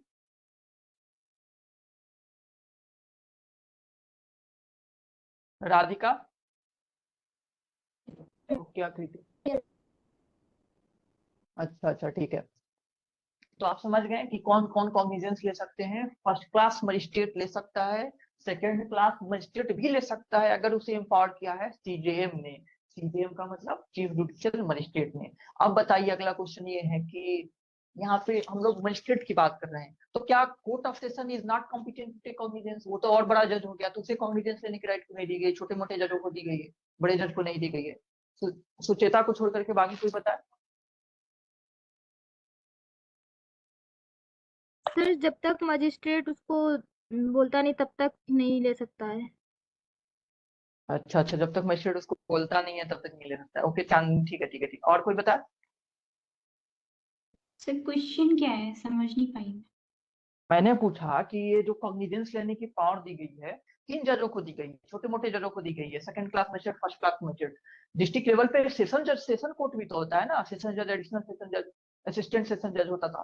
तो इन लोगों को पावर क्यों नहीं दी गई कॉग्निजेंस लेने को? ये तो और बड़े जज है, तो बड़े बड़े केसेस में चाहे मीडियम केस में ये लोग क्यों नहीं ले सकते हैं कॉग्निजेंस? मतलब कोर्ट ऑफ सेशन क्यों नहीं ले सकता है? ये मजिस्ट्रेट को ही पावर क्यों दी गई है? या कोर्ट ऑफ सेशन ले सकता है, ये बताइए। कोर्ट ऑफ सेशन कॉग्निजेंस ले सकता है, ये बताइए सबसे पहले। Is court of session competent to take cognizance? No, Yes or sir. no? No, sir. Answer is no. कोई है जिसका अकॉर्डिंग आंसर यस है? No sir. ओके, हाँ करेक्ट है, नहीं ले सकता है। Court of session is not competent to take cognizance. Court of session is not competent to take cognizance. जिसे भी नहीं आता इस बात को लिख सकता है। Okay, court of session cognizance नहीं ले सकता। अब क्वेश्चन है व्हाई?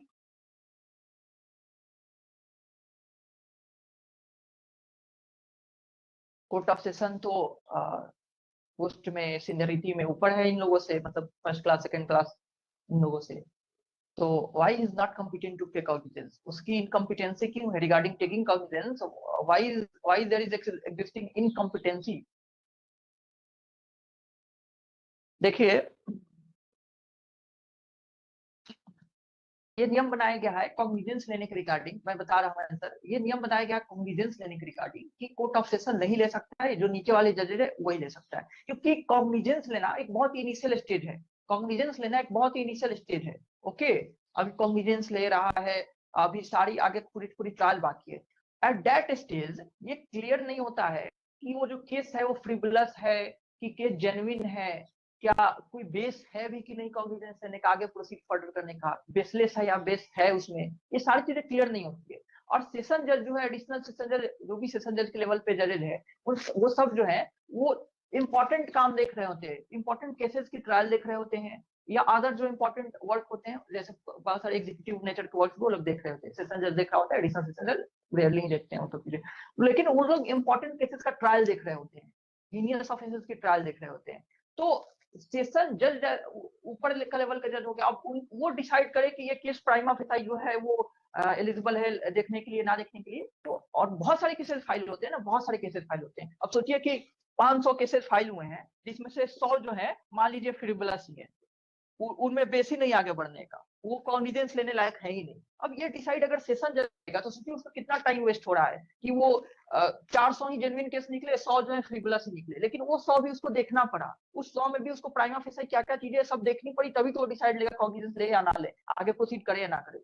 तो ये जो ऊपर के लेवल के जजेज है, उनका जो टाइम है अननेसेसरी का वेस्ट ना हो जाए और वो इंपॉर्टेंट काम देखें। दैट्स व्हाई ये इंश्योर किया गया कि काम मजिस्ट्रेट वाले लेवल पे करें। अब मजिस्ट्रेट जो है वो ये देखते हैं, अगर उनको लगता है कि हाँ प्रोसीड करने लायक है तो वो कॉग्निजेंस लेंगे, अगर उनको लगता है कि प्रोसीड करने लायक नहीं है, बेसलेस चीजें है, तो वो रिजेक्ट कर देंगे, कॉग्निजेंस ही नहीं लेंगे, विदाउट कॉग्निजेंस उसको रिजेक्ट कर देंगे। समझ में आई वाली बात? Yes sir. ओके ओके, सबको समझ में आ गई? हाँ बोलो बोलो बोलो, क्या बोल रही थी? का इससे कुछ लेना देना है क्या? तुम्हारी आवाज क्लियर नहीं है, फिर से बोलो अनामिका, किससे लेना देना है?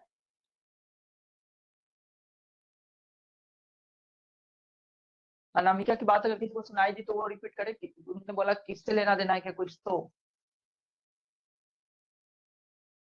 Sir committal committal. Okay okay, चलिए अगला क्वेश्चन यही आ गया, अगला क्वेश्चन यही आ गया कि बताइए कमिटल 2 टर्म होते हैं, ये बातें सबको समझ में आ गई क्या? इसको अभी रख दे। अगला टर्म आ गया, एक हो गया कमिटल, एक होता है मेकिंग ओवर। अब बताइए इन दोनों शब्दों से क्या समझते हैं? किसको किसको पता है? ये पहले ये बताओ, हैंड रेज कीजिए, किसको किसको पता है कमिटल क्या होता है और मेकिंग ओवर क्या होता है?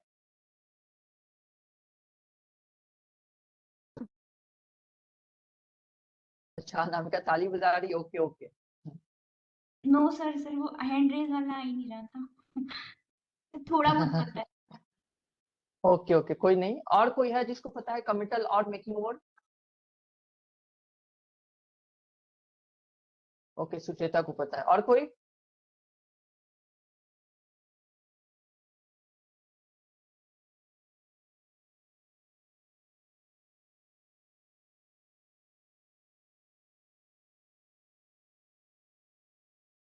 सुचेता हमारी पेड बैच के स्टूडेंट है, वो सीआरपीसी पढ़ रही है, इसलिए उसे तो पता होगा ही। और कोई? चलो अनामिका बताओ क्या है कमिटल और मेकिंग ओवर?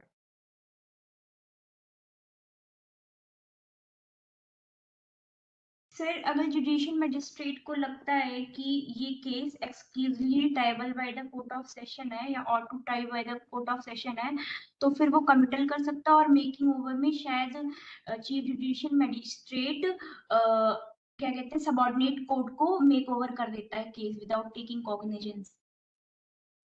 ओके ओके, देखिए अनामिका ने जो बताया वो जिस एग्जांपल से बताया वो बिल्कुल सही एग्जांपल है, लेकिन वो उतना ही तक लिमिटेड नहीं है, ठीक है। कमिटल सिंपली मींस कमिटल और मेकिंग ओवर, देखो कमिटल और मेकिंग ओवर दोनों का एक ही मतलब है कि किसी और कोर्ट को रिफर किया जा रहा है। मतलब एक कोर्ट दूसरे कोर्ट को रिफर कर रहा है, उसे भी कमिटल कर रहा है, फिर एक कोर्ट दूसरे कोर्ट को रिफर कर रहा है, उसको भी मेकिंग ओवर कहा जा रहा है। लेकिन दोनों में ये डिफरेंस है, जब कोई नीचे वाली कोर्ट ऊपर वाले कोर्ट को कुछ भेजता है केस, तो उसे हम कमिटल कहते हैं, और जब कोई ऊपर वाला कोर्ट नीचे वाले कोर्ट को भेजता है तो उसको मेकिंग ओवर कहते हैं। जैसे जुडिशियल मजिस्ट्रेट अगर कोर्ट ऑफ सेशन को कोई केस भेज रहा है तो उसे क्या कहेंगे? जुडिशियल मजिस्ट्रेट ने इस कोर्ट ऑफ सेशन को कमिट किया, judicial magistrate committed this case to court of session. But अगर कोर्ट ऑफ सेशन किसी नीचे वाले को भेज रहा है, सीजेएम को भेज रहा है, मजिस्ट्रेट को भेज रहा है, तो क्या कहेंगे? Made over.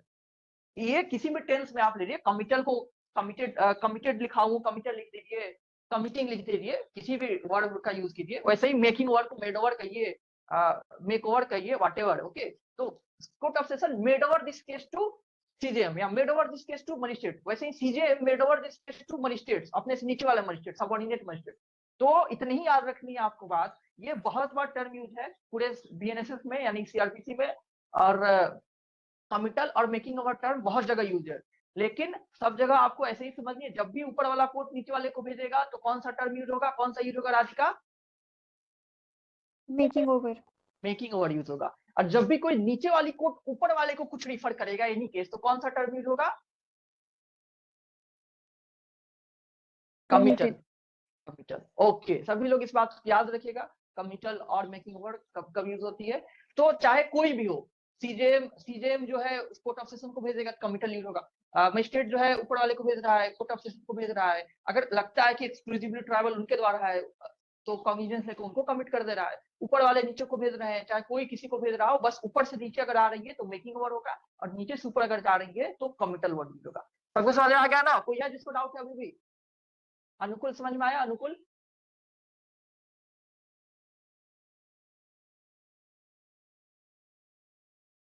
ओके अनुकूल, ठीक है।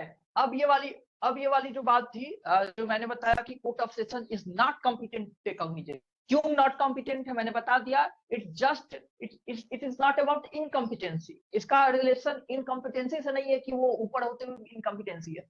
It's regarding to save the precious time of the court of session, कि ये बहुत ही इनिशियल स्टेज पे ये डिसाइड करना कि केस सुनने लायक है भी कि नहीं। ये कोर्ट ऑफ सेशन अगर डिसाइड करने लगी तो सोचिए कितना प्रेशियस टाइम बर्बाद होगा। वो प्रेशियस टाइम जो कि किस पे लगना चाहिए? केसेस के डिस्पोजल में। इंपॉर्टेंट केसेस जो ऑलरेडी डिसाइड हो चुका है कि वो इंपॉर्टेंट है, उसके डिस्पोजल में लगना चाहिए। जो हीनियस ऑफेंसेस है उसके डिस्पोजल में लगना चाहिए, ना कि कोई ऐसा ऑफेंस देखने में जो अभी पता भी नहीं है कि ऑफेंस का बेस बन भी रहा है कि नहीं, ठीक है। और कोर्ट ऑफ सेशन जो है वो ट्राई करता है, कौन कमिट करता है कॉग्निजेंस लेकर के? नीचे वाली कोर्ट। अगर मजिस्ट्रेट कोर्ट कॉग्निजेंस लेकर के उसे लगता है कि नहीं ये तो exclusively triable bye court of session है, ये तो हीनियस ऑफेंस है, तो क्या कर देगा? कमिट कर देगा कोर्ट ऑफ सेशन के पास। तो इससे क्या इन्फर होता है कि कोर्ट ऑफ सेशन तभी ट्राई करता है केसेस का, तभी वो डील करता है which is committed to it by court of magistrate. उसको कमिट किया जाता है कोर्ट ऑफ मजिस्ट्रेट के द्वारा, ठीक है। नीचे वाले उसको कमिट करते हैं। ओके, एक इसका एक्सेप्शन है, there is one exception in which court of session can also take cognizance. किसी को पता है कौन सा है वो? Court of session can take cognizance in only one case. Bare act सभी लोग खोले हुए हो? Bare act, Radhika bare act खोली हुई हो? Yes sir. ओके, तो पहले आंसर दीजिए, किसी को पता है?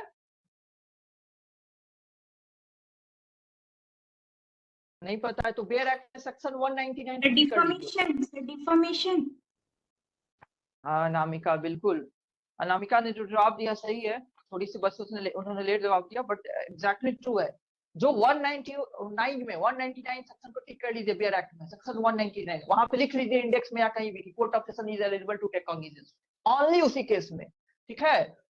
कोर्ट ऑफ सेशन जो है, हाउएवर पब्लिक प्रोसिक्यूटर उसको ये करता है, एप्लीकेशन देता है तब लेता है, but court of session is eligible to take cognizance without being committed. Normally क्या करेगा, वो कमिट होके ही आती है, नीचे से कमिट होके आ रही है, इसका मतलब ये हो गया कहां से आ रही होगी, नीचे से कमिट होके आ रही है, ठीक है। तो नॉर्मली केस में, नॉर्मल इसके अलावा किसी भी केस में कोर्ट ऑफ सेशन तभी डील करता है जब उसके पास कमिट होके आ रही है। But in the case of defamation under 199 court of session is eligible to take cognizance without the case being committed to it by the judicial magistrate. Is it okay to everyone? बाकी लोगों को sir सब कुछ समझ में आया? Additional prosecution में भी कर सकता है क्या? क्या क्या फिर से बोलो, क्या कोई कर सकता है? एडिशनल प्रोसिक्यूशन में भी कर सकता है? Additional prosecution? तुम एडिशनल पब्लिक प्रोसिक्यूटर की बात कर रही हो क्या? No sir. हाँ, तो नहीं समझ में आया तुम्हारा क्वेश्चन। तुमने क्या बोला, एडिशनल क्या में कर सकता है? एडिशनल प्रोसिक्यूशन बोल रही हो? एडिशनल प्रोसिक्यूशन में, एडिशनल प्रोसिक्यूशन में क्या कर सकता है? सबसे पहले तो एडिशनल प्रोसिक्यूशन कुछ शब्द ही नहीं होता है। एडिशनल प्रोसिक्यूशन का क्या मतलब होता है?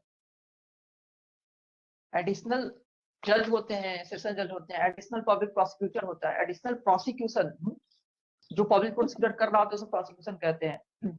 हाँ शायद बोलो। ऐसा ही सर, पता नहीं, ऐसा कुछ पढ़ा था मैंने प्रोसिक्यूशन का, आई थिंक कोई केस होता है उसमें भी कर सकते हैं एक्सेप्ट, मुझे याद क्या नहीं नाम? आ रहा है। अच्छा कोई बात नहीं, तुम जहां से पढ़ी हो देख लेना। ऐसा कोई शब्द ही नहीं एग्जिस्ट करता है एडिशनल प्रोसिक्यूशन, ठीक है। एडिशनल तो उन पोस्ट के साथ यूज होता है जो public prosecutor, additional public prosecutor, जज है तो एडिशनल जज हो गया, ठीक है, कोई बात नहीं। तो ये समझ आप सेक्शन, ओके ओके, आप देख लेना जहां भी देखी हो सकता है तुमको सही से याद नहीं आ रही हो कि क्या देखी हो। तो 199 जो मैंने बताया, 199 प्रोसिक्यूशन फॉर डिफेमेशन, ये वो सिचुएशन है जहां कोर्ट ऑफ सेशन कॉग्निजेंस ले सकता है without the case being committed to it. ये बात सबको समझ में आ गई? साक्षी? यस। ओके, अब आगे के कुछ सेक्शन पर टिक लगाइए जो आपको इंडेक्स याद करना है। मतलब इंडेक्स मतलब समझिएगा, आपको बस सेक्शन का हेडिंग याद रख लेना है। 193 पे टिक लगाओ, 193, 194 भी लगाओ, फिर 197 जजेस एंड पब्लिक प्रोसिक्यूटर, जजेस एंड पब्लिक सर्वेंट का प्रोसिक्यूशन हो सकता है, वो भी लगाओ। इन सब का हेडिंग, कंटेंट मत पढ़ने लगना, हेडिंग बस याद रखना कि जजेस, प्रोसिक्यूशन ऑफ जजेस एंड पब्लिक सर्वेंट का दिया हुआ है तो 197, इतनी याद रखनी है। 199 ऑलरेडी मैंने आपको बता दिया कि इंपॉर्टेंट है 199। उसके बाद 200 से जो 203 तक है, मैंने 200 से 203 तक है, इनका भी आप इंडेक्स याद कर लेना, ठीक है। 200, 1, 2, 3, खास करके 202 और 3 में पूछी जाती है। पोस्टपोनमेंट ऑफ इसको प्रोसेस 202 में पूछी जाती है कि पोस्टपोनमेंट ऑफ इसको प्रोसेस कहाँ है, तो 202 में। इन लोगों का, इन सब का कंटेंट मत पढ़ना, अभी मत पढ़ना, मतलब फॉर दिस एग्जाम सीयूईटी। 200 से 203 का आप इंडेक्स याद रखिए। उसके बाद 211, अब चार्ज में आ जाओ, चार्ज में 211, अब 211 से 224 तक चार्ज है। इसमें जो है, इसमें भी अगर कुछ इंपॉर्टेंट अगर देखी जाए तो 211, 12, 13 ये तीनों इंपॉर्टेंट है। सर ये उसके बाद बीएनएसएस में 234 में है ना चार्ज? हाँ सुचेता, बट यहाँ पे सीयूईटी में हम लोग बस सीआरपीसी डिस्कस कर रहे हैं क्योंकि कंफ्यूजन ना राइज हो जाए बाकी लोगों को, इसलिए मैं कंप्लीटिव सेक्शन बता भी नहीं रहा हूँ। और इस पर्पज के लिए तुम लोग भी याद मत करना, ठीक है। कल भी इस चीज पर डिस्कशन हुई है कि सेम ही चीज दोनों जगह पढ़ना है, तो इस एग्जाम के लिए तुम अच्छी पढ़ो क्योंकि कंफ्यूजन राइज होगी बहुत कम समय में। तो बस अभी यही देखो, ठीक है। 211, 12, 13 अंडर ये करो, टिक करो। उसके बाद 15, 16, 18 भी टिक करो, 15, 16, 18। उसके बाद 24 जो है लास्ट सेक्शन, वो भी टिक कर लो, 24। अब जो है ये तो इन लोग का हेडिंग याद करना। अगर चार्ज की कंटेंट की बात की जाए तो बहुत ज्यादा चार्ज की कंटेंट नहीं पढ़ना, कुछ बातें मैं बता दे रहा हूँ जो आपको याद रखना है चार्ज से रिलेटेड कुछ बातें। सबसे पहले चार्ज में जो है, अच्छा चार्ज क्यों फॉर्म किया जाता है, ये सब बात वैसे अननेसेसरी मैं छोड़ता हूँ। चार्ज क्यों फॉर्म करना जरूरी है, ये सब तो मतलब प्रीलिम्स, ये एमसीक्यू क्वेश्चंस में थोड़ी पूछे जाएंगे। एक्यूजेशंस, जो भी एक्यूजेशंस है जो लग रहे हैं एक्यूज पर्सन को, वो इन्फॉर्म करना होता है एक्यूज पर्सन को ताकि वो खुद को अच्छे से डिफेंड कर पाए। चार्ज जो है किस लैंग्वेज में लिखी जाती है, किस लैंग्वेज में लिखी जाती है? कोर्ट की लैंग्वेज में। सर कोर्ट की लैंग्वेज में। Okay okay, in the language of court. ये जो बातें मैं बता रहा हूँ चार्ज रिलेटेड, इतना याद रखना है एटलीस्ट। और उसके अलावा बस इंडेक्स याद रखना। चार्ज फोर्थ के लैंग्वेज में लिखी जाती है। अब चार्ज का कंटेंट में क्या क्या होगा, वो सारी चीजें इन्फॉर्मेशन जो होती है, सेक्शन डेफिनेशन सब आती है, उसको रटने की भी जरूरत नहीं है, वो ऐसे भी आप ऑप्शन से पहचान लोगे, उसको याद करने की जरूरत नहीं है।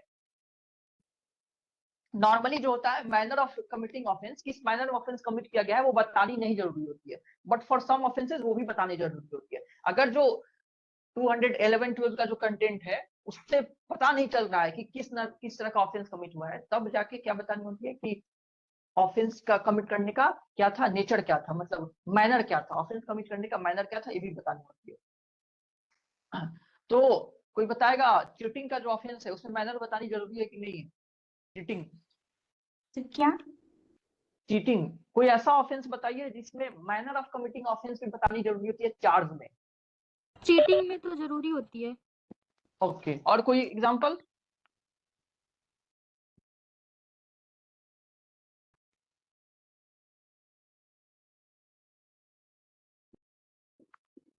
जैसे चीटिंग आपने बताया, वैसे ही कोई गिविंग फॉल्स एविडेंस है, फॉल्स एविडेंस दिया है वो फॉल्स एविडेंस। वैसे ही जैसे कि ऑब्स्ट्रक्टिंग पब्लिक सर्वेंट, आपने पब्लिक सर्वेंट को ऑब्स्ट्रक्ट किया हुआ है, ये सब उस तरह का ऑफेंसेज है। शालिनी सिंह, ओके, ये सब उस तरह के ऑफेंसेज हैं जिसमें क्या बताना जरूरी है, मैनर भी बताना जरूरी है। नॉर्मली मैनर बतानी जरूरी नहीं होती है। 211 में और 212 में दी हुई है कि क्या क्या बतानी जरूरी होती है, ठीक है। 211 में 212 में दिया हुआ है क्या क्या स्टेट करना जरूरी है चार्ज में। लेकिन 213 कहता है कि जब जो 211 और 11 में बताई हुई है उन सब बातों से भी ये पता नहीं चल पा रहा है कि क्या ऑफेंस कमिट हुई होगी, ऑफेंस किस तरह का कमिट हुई है। इन दैट केस आपको मैनर भी बतानी जरूरी होती है, मैनर भी। तो इसका एग्जाम्पल है कि चीटिंग का ऑफेंस, फॉल्स एविडेंस देने का ऑफेंस जो है। अगर कोई फॉल्स एविडेंस दिया है तो मियरली बाकी चीजों से पता नहीं चलेगा, उससे ये भी बताना होगा किस तरह से फॉल्स एविडेंस दिया है, किस तरह से पब्लिक सर्वेंट को ऑब्स्ट्रक्ट किया गया है, ये भी बतानी जरूरी होती है, ठीक है। तो बस ये आप ध्यान रखिएगा एक बार। अब बताइए जो चार्ज फ्रेम होती है वो सेपरेट होती है या कई सारे चार्ज को मतलब ज्वाइंट किया जाता है, ज्वाइंटर भी किया जाता है? तो ज्वाइंट भी कर सकते हैं। 218 में तो है कि मतलब सेपरेट होगा और कुछ एक्सेप्शन है जिसमें ज्वाइन में भी हो सकता है।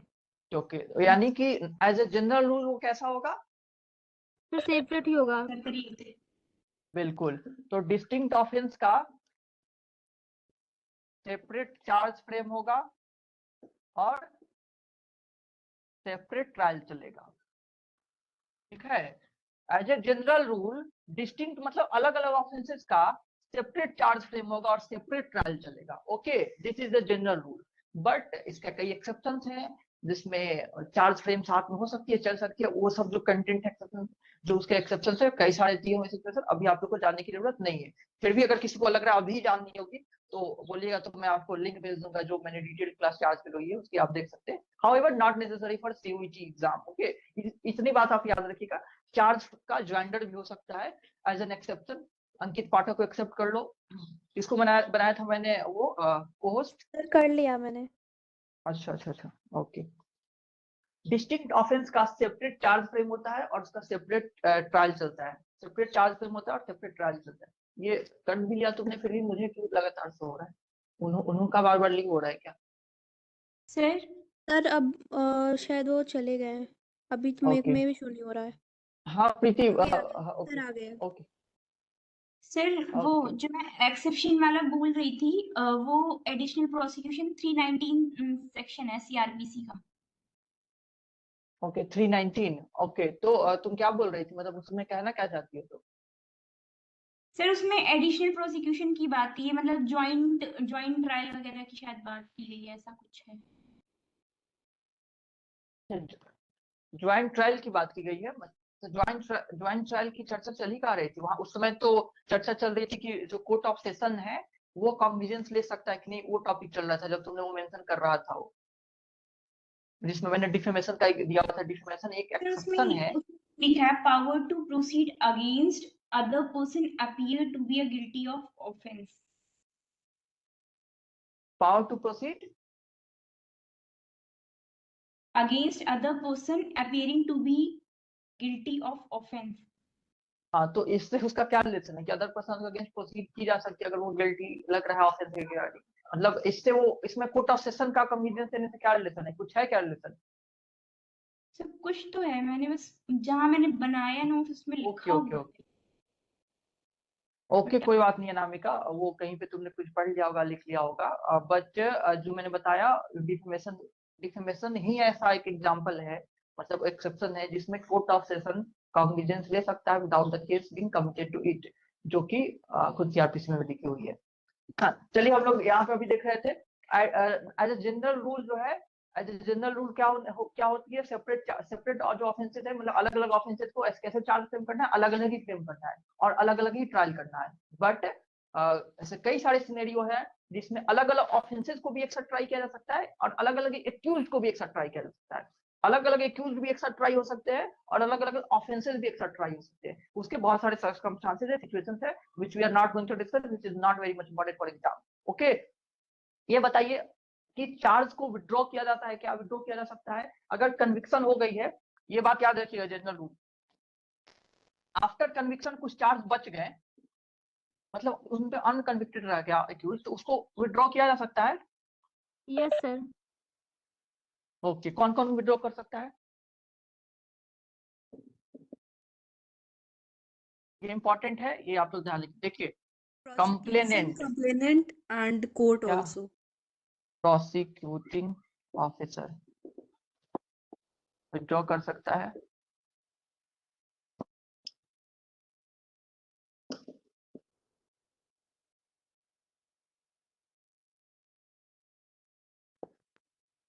देखिए ये दो बातें आप देखिए, मैंने लिखा हुआ है कि पहले तो मैंने लिखा आफ्टर कन्विक्शन, ये विड्रॉल की बात कब चल रही है, आफ्टर कन्विक्शन बात चल रही है। जब मान लीजिए चार्ज फ्रेम हुई 5 हेड के अंदर में, 3 पे कन्विक्शन हो गया, 2 बच गया, ठीक है, 3 पे कन्विक्शन हो गया, 2 बच गया हुआ है, तो उन 2 बचे हुए चार्ज को आफ्टर कन्विक्शन विड्रॉ करने की बात चल रही है। तो स्टेज क्या है, ये चार्ज विड्रॉल की बात किस स्टेज पे हो रही है, आफ्टर कन्विक्शन की बात चल रही है, इस बात को भी ध्यान रखिएगा, after conviction, not during trial, after conviction.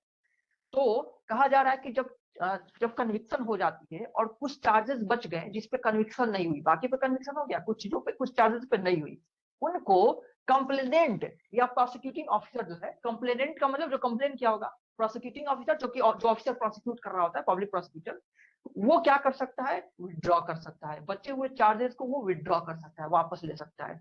या कोर्ट को अगर लगता है अपनी मर्जी से, तो कोर्ट भी उन चार्जेस पे आगे के प्रोसीडिंग को स्टे लगा सकता है, ठीक है, कि नहीं अब आगे नहीं, इन जो चार्जेस है, जो बचे हुए चार्जेस है, उन पे हम आगे प्रोसीड नहीं करेंगे, उनको हम उस पे हम स्टे लगा दे, ठीक है।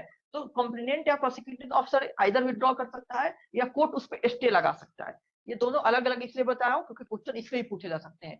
कोर्ट में विड्रॉल वर्ड का टर्म नहीं यूज है, क्योंकि कोर्ट कैसे, जो फाइल क्या है, जो चला रहा है, प्रोसिक्यूट कर रहा है, वो विड्रॉ करेगा ना।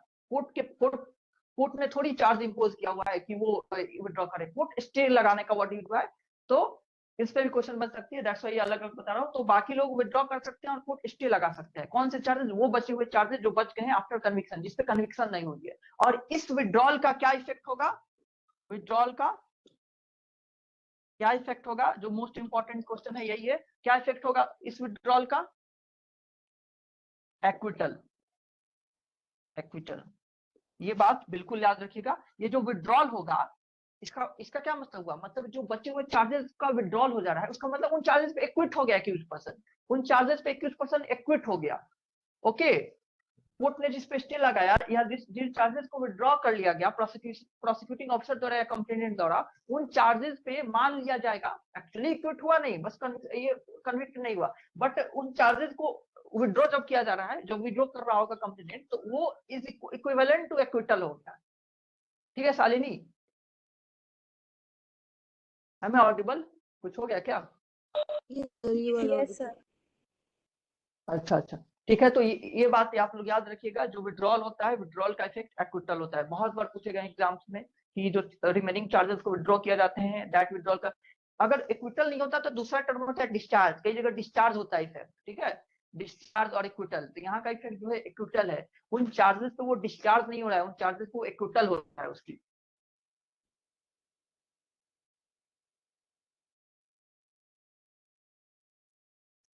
समझ में आया सबको, किसी को कोई डाउट है? अब आइए ट्रायल वगैरह सेक्शन पे। तो ट्रायल में भी वैसे भी ट्रायल बहुत ही आसान होती है, जो सारे सेक्शन है। तो उसका भी आप इंडेक्स याद करेंगे बस, मतलब सेक्शन नंबर याद करेंगे, और जो मैं सेक्शन बता रहा हूँ वो ज्यादा याद करेंगे। अगर पहले से किसी को पूरा सेक्शन याद होगा तब तो बहुत ही अच्छी बात है। वैसे भी ट्रायल जो है बहुत ही आसान है, उसके सेक्शन जो है, क्योंकि सभी जो है कंटिन्यूटी में एक के बाद क्या होगा क्या होगा क्या होगा, तो डिटेल में तो अभी नहीं पढ़ाया जा सकता है। हाँ, बट अगर किसी ने पढ़ा हुआ है तो आप जानते हो कि कितना ही आसान है वो याद करना। लेकिन अगर किसी ने ना पढ़ा हुआ है तो हो सकता है उसको अभी डिफिकल्ट लगे, तो आप सारे सेक्शन को ना याद भी कर सकते हैं, बट कुछ सेक्शन जो बहुत इंपॉर्टेंट है वो आप लोग लिख लीजिए। अब जैसे कि जो स्टार्टिंग ही है सेशन ट्रायल का, कितने तरह के ट्रायल होते हैं सबसे पहले बताइए, कितने तरह के होते हैं? 4 कौन कौन से ट्रायल होते हैं? सेशन ट्रायल वारंट, इसके बाद और मजिस्ट्रेट समरी और सम्मन देन समरी। ये 4 तरह के ट्रायल होते हैं। सेशन ट्रायल कौन करता है? सेशन ट्रायल कौन करता है? कोर्ट ऑफ सेशन करता है, सेशन जज करता है। ये ट्रायल कौन करते हैं? वारंट से समरी और सम्मन मजिस्ट्रेट करते हैं। ये जनरल बातें, ये सबको याद होनी चाहिए, याद रखिएगा।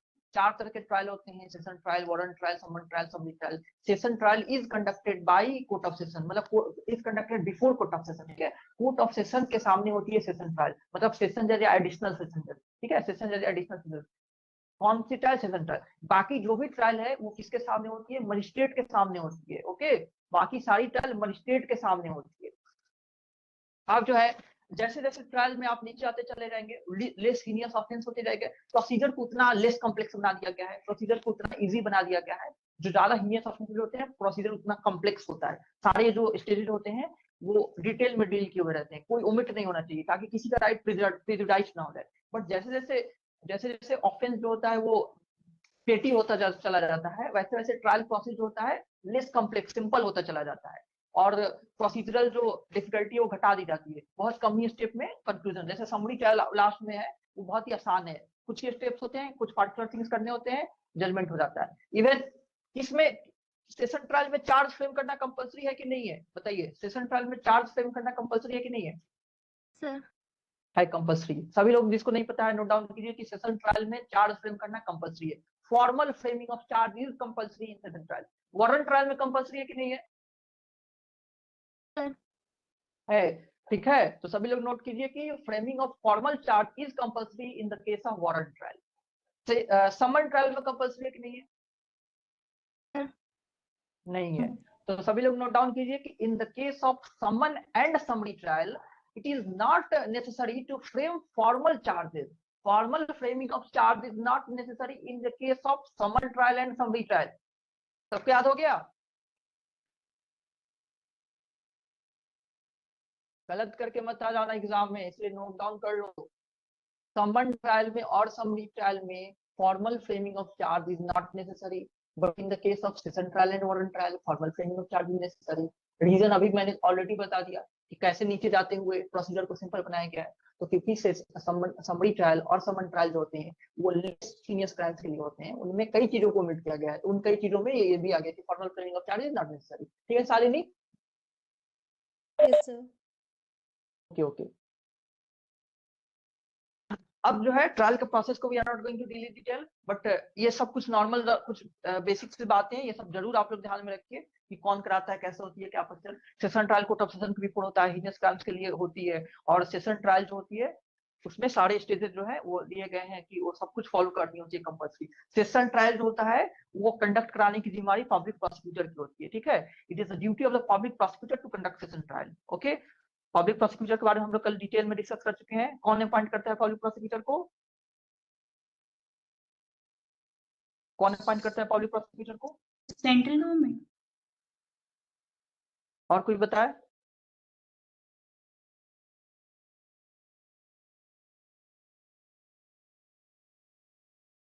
सर एक लिस्ट बनाता है शायद। ओके, वो तो लिस्ट बनाता है, ठीक है। क्या प्रेसिडेंट बोला राधिका तुमने? जी सर। हाँ नहीं बाबू, प्रेसिडेंट नहीं साइन करता है public prosecutor. State government sir. Government, state government. Okay okay okay. बिल्कुल स्टेट गवर्नमेंट अपॉइंट करता है। हाउएवर सेंट्रल गवर्नमेंट भी हाई कोर्ट में अपने अपने केसेस को प्रोसिक्यूट करने के लिए पब्लिक प्रोसिक्यूटर अपॉइंट करता है, बट मोस्टली स्टेट गवर्नमेंट ही अपॉइंट करता है।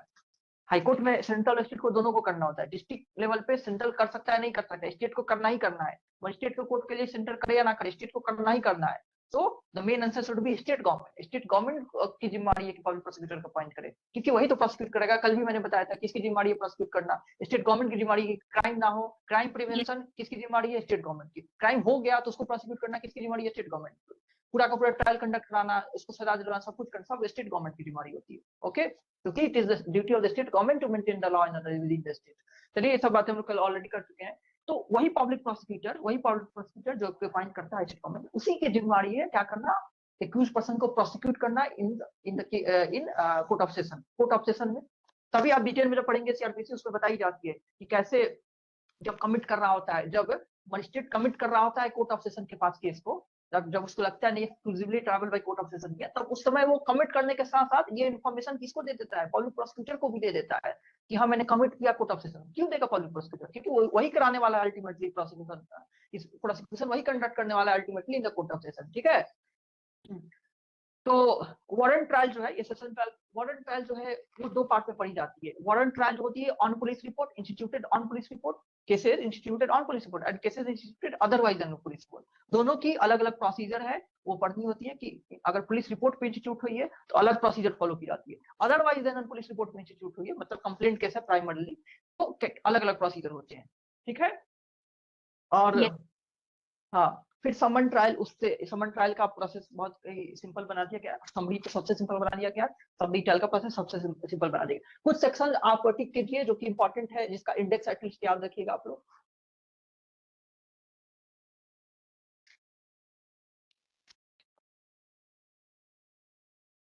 ओके, जैसे जैसे कि अगर कोर्ट ऑफ सेशन वाली जो ट्रायल के सेक्शंस है, वो अगर किसी को पूरे ना याद है तो एटलीस्ट जहां से स्टार्ट है वो याद होना बहुत जरूरी होती है।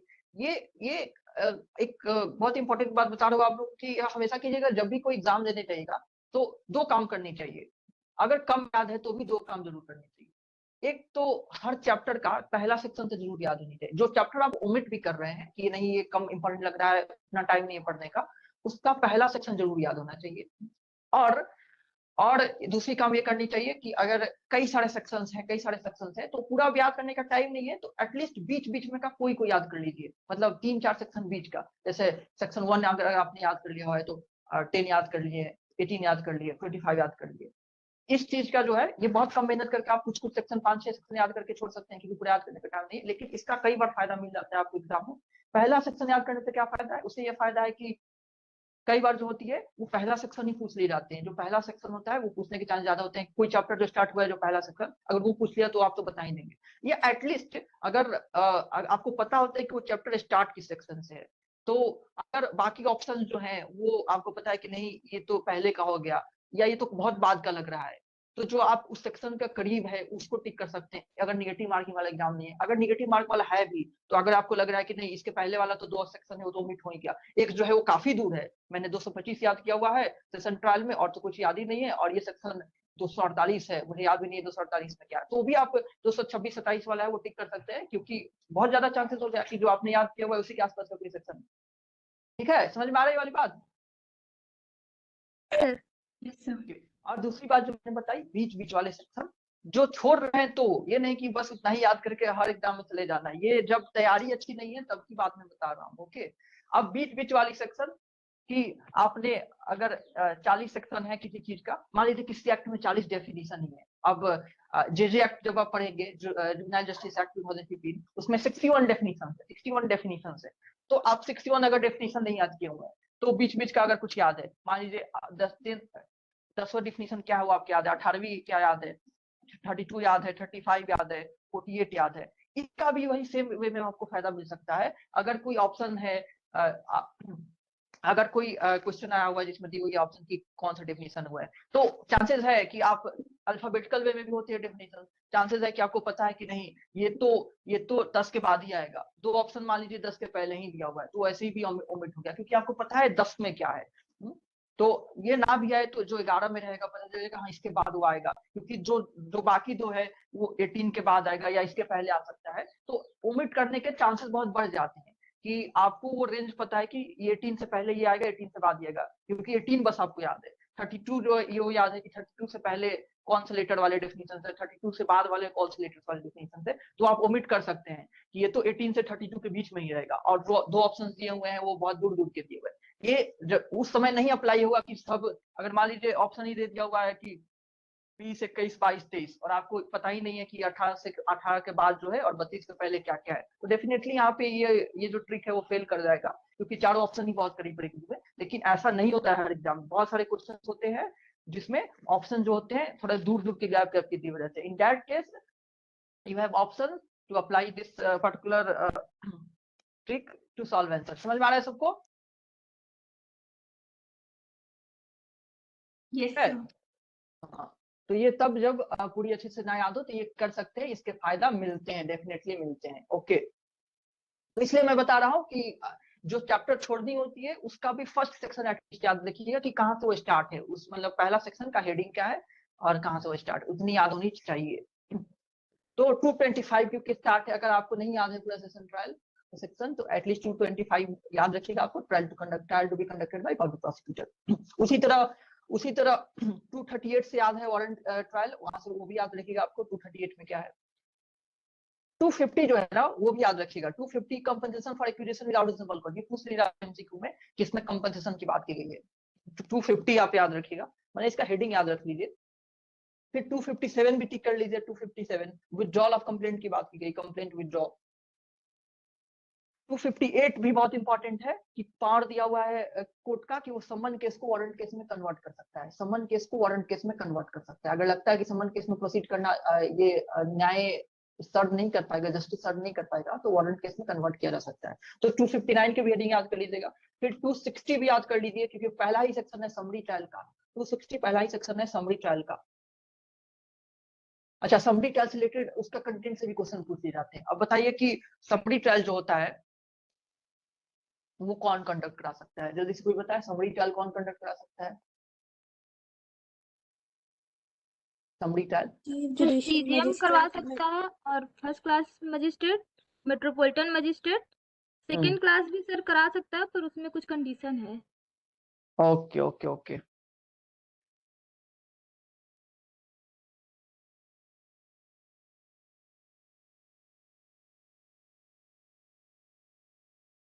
तो समरी ट्रायल से एमसीक्यू क्वेश्चंस आती है, इसलिए वो थोड़ा जान लीजिए आप लोग। समरी ट्रायल सर तो बीएनएस में मेट्रोपॉलिटन मजिस्ट्रेट को निकाल दिया गया है, उसमें तो नहीं था। हाँ देखो बीएनएसएस में बहुत सारी चेंजेस की गई है, वो अभी हम लोग नहीं डिस्कस करते हैं, ठीक है। बीएनएसएस में बहुत सारी, बीएनएसएस में तो असिस्टेंट सेशन जज को ही गायब कर दिया गया है, तो क्या हुआ। तो सेशन ट्रायल जो है कौन करा सकता है? अभी किसी ने जवाब दिया था कि सीजीएम करा सकता है, एमएम करा सकता है, फर्स्ट क्लास करा सकता है कि नहीं करा सकता है? फर्स्ट क्लास यस सर करा सकता है, बिल्कुल फर्स्ट क्लास करा सकता है, लेकिन वो इम्पावर्ड होना चाहिए किसके द्वारा? हाईकोर्ट के द्वारा, हाईकोर्ट के द्वारा। और ये कौन सी ट्रायल करने की बात होगी? समरी ट्रायल करने की बात होगी, समरी लास्ट वाला सेशन नहीं, समरी, ठीक है। Summary trial CJM chief judicial magistrate करा सकता है, मेट्रोपॉलिटन मजिस्ट्रेट या फर्स्ट क्लास जो कि इम्पावर्ड है हाईकोर्ट के द्वारा, फर्स्ट क्लास जो कि इम्पावर्ड है हाईकोर्ट के द्वारा। अब है कि किस ऑफेंस का किया जा सकता है सेशन समरी ट्रायल, किस ऑफेंस का जिसकी सजा कितनी हो? 2000 फाइन हो और 2 साल तक की पनिशमेंट। बहुत बढ़िया, बहुत बढ़िया। ये सारे डेटा चेंज हो चुके हैं, ये सारे डेटा चेंज हो चुके हैं बीएनएसएस में। ओके, ये 2 साल 2000 सब बदल, हाँ सारे बदल, Yes, sir. लेकिन वो अभी मैं करने की जरूरत नहीं है, मैं कंफ्यूज बिल्कुल भी नहीं करना चाहता हूँ। ओके, ये सब बदल चुका है बीएनएसएस में, लेकिन आपको अभी भी सीआरपीसी पढ़ना है, वो सीआरपीसी के याद रखिए। 2 साल से कम के पनिशेबल ऑफेंसेस या 2000 तक का फाइन वाला जो ऑफेंस है, मतलब फाइन वाला ऑफेंस नहीं है, वो वैल्यू मतलब जिस प्रॉपर्टी से कंसर्न क्राइम हुआ है उस प्रॉपर्टी की वैल्यू 2000 से कम है। ओके, उस प्रॉपर्टी की वैल्यू की काम बात की जा रही है, वैल्यू ऑफ प्रॉपर्टी। कौन सी property? Which is subject of the crime, which is subject of the crime 2000 से कम, वैल्यू 2000 से कम है उसकी, या अगर ऑफेंस का पनिशेबल 2 साल से कम है, उस ऑफेंस का समरी ट्रायल किया जा सकता है। किसके द्वारा किया जा सकता है? सीजेएम के द्वारा, मेट्रोपॉलिटन मजिस्ट्रेट के द्वारा या जुडिशियल मजिस्ट्रेट फर्स्ट क्लास के द्वारा, अगर उसको इम्पावर किया है हाई कोर्ट ने। ठीक है, ये बात एकदम रट लेना है इसको बहुत बार क्वेश्चन आएगा। CJM, MM, JMFC if empowered by high court can conduct summary trial of offences which is punishable with imprisonment less than 3 years या which is concerning which the offense concerned to the property the value of which is below 2000 रुपी। ठीक है, ये fine नहीं लिखा हूँ। ठीक है, उस जिसकी वैल्यू 2000 से कम है उस प्रॉपर्टी की बात चल रही है। सबको समझ में आई वाली बात?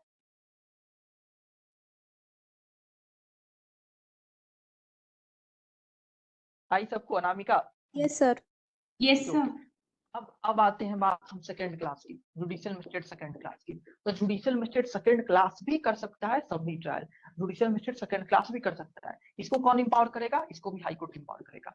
जुडिशियल मजिस्ट्रेट सेकंड क्लास को भी हाई कोर्ट इम्पावर करेगा समरी ट्रायल को, लेकिन इसमें कंडीशन है ये किस ऑफेंस का कर सकता है? किस ऑफेंस का? 6 month तक का जिसमें पनिशमेंट। ओके, अगर पनिशमेंट ओनली फाइन है, बस फाइन है तो, या 6 month से कम है तो। अगर उस ऑफेंस की सजा बस फाइन है, उस ऑफेंस की सजा बस फाइन है, कोई इम्प्रिजनमेंट ही नहीं है तो भी कर सकता है, या उस ऑफेंस की सजा 6 month से कम है तो भी कर सकता है। तो जुडिशियल मजिस्ट्रेट सेकंड क्लास भी समरी ट्रायल कर सकता है अगर उसको हाई कोर्ट ने इम्पावर किया है, हाई कोर्ट ने उसको पावर कन्फर किया है, बट उस ऑफेंस की सजा 6 महीने से कम होनी चाहिए या उस ऑफेंस की सजा बस फाइन होनी चाहिए, बस फाइन। ठीक है, सबको समझ में आया? अंकित?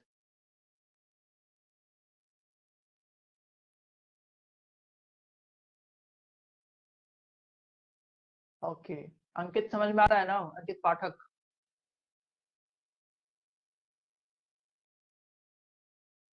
ओके ओके, ये बात जो मैं बता रहा हूँ इसको बहुत अच्छे से याद रखिएगा, याद कर लीजिएगा। ओके, अब बताइए कि समरी ट्रायल में सजा कितना इम्पोज किया जा सकता है? मैक्सिमम कितना इम्पोज किया जा सकता है? 3 month तक। 3 months तक, बहुत बढ़िया। ये 3 months तक ही इम्प्रिजनमेंट इम्पोज की जा सकती है समरी ट्रायल में। अगर किसी केस को समरी ट्रायल किया गया है तो मैक्सिमम इम्प्रिजनमेंट 3 महीने तक का ही इम्पोज किया जा सकता है। ओके, तो ये सब बातें समरी ट्रायल से रिगार्डिंग थी। कई सारी इंपॉर्टेंट बात हो गई जो आप ख्याल रखना है। पहले समरी ट्रायल करेगा कौन, किस तरह का ऑफेंस का करेगा, फिर second class regarding second class किस ऑफेंस का करेगा, उसको कौन इम्पावर करेगा, कितना सजा होगा मैक्सिमम समरी ट्रायल में? 3 महीने की सजा हो सकती है, 3 महीने की। ओके, अब आइए उसके अगला भी कुछ प्रोविजंस को मैं टिक करा देता हूँ।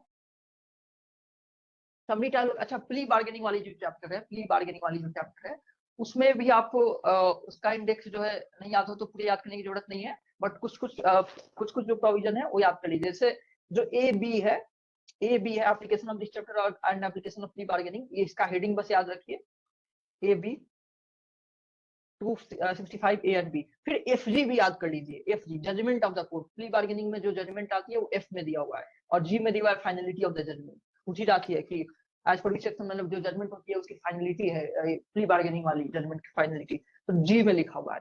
और ये भी याद रखना है कि ए से एल तक है ये, ठीक है, ए से एल तक है। कब आई थी प्री बार्गेनिंग, कब आई थी, किस अमेंडमेंट से? 2006 में। 2006 में इन्फोर्स हुई थी अमेंडमेंट 2005 की। ओके, 2005 में आता सर।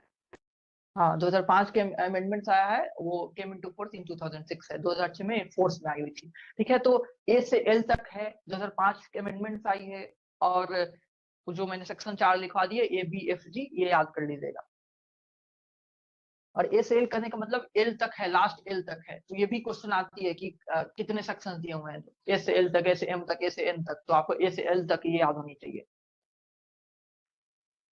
उसके बाद कुछ सेक्शन को अंडरलाइन कर लीजिए, अंडरलाइन मतलब टिक कर लीजिए, इनका भी हेडिंग आप लोग याद कर लीजिएगा, कुछ सेक्शन की हेडिंग अब लेस इंपॉर्टेंट आते गए हुए हैं, अब उतना ज्यादा इंपॉर्टेंट नहीं है। अब जैसे कि मैं जो सेक्शन बोले जा रहा हूँ सब टिक करते जाओ। 267, फिर 272, 273 लैंग्वेज ऑफ द कोर्ट और evidence to be taken in presence of court, 272, 273। फिर सेक्शन 300, सेक्शन 300, 310, 367 भी कर लो, 367 ये भी important. Tender of pardon and tender power to direct tender of pardon, ये सभी एमसीक्यू में बहुत ही पूछे जाते हैं।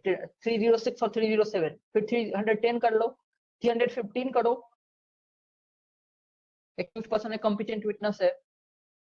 फिर 320 करो compounding of offences, 320 compounding of offences, 321 भी करो विड्रॉल फ्रॉम प्रोसिक्यूशन,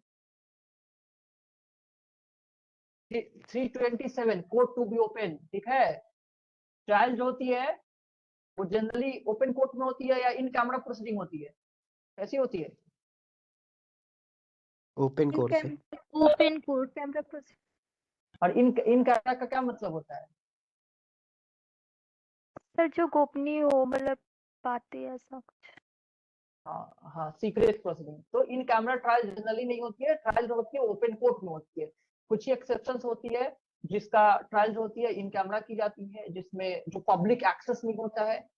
अब जैसे रेप ऑफेंसेस का जो ट्रायल होती है, या अगर चिल्ड्रन के अगेंस्ट कोई क्राइम कमिट हुई है, उनका जो ट्रायल होगा वो कैसा होगा? इन कैमरा होगा या ओपन होगा?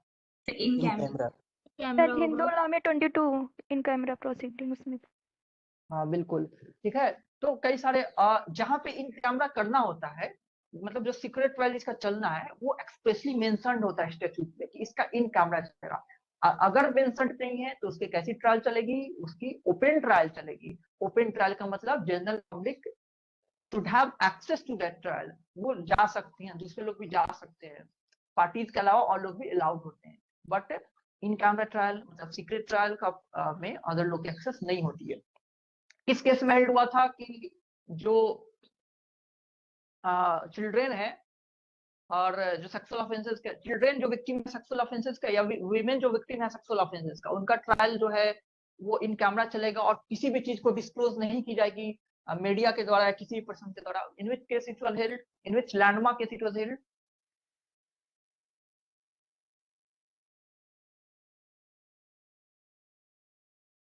किसी ने निपुण सक्सेना के नाम सुना हुआ? Nipun Saxena versus union of India?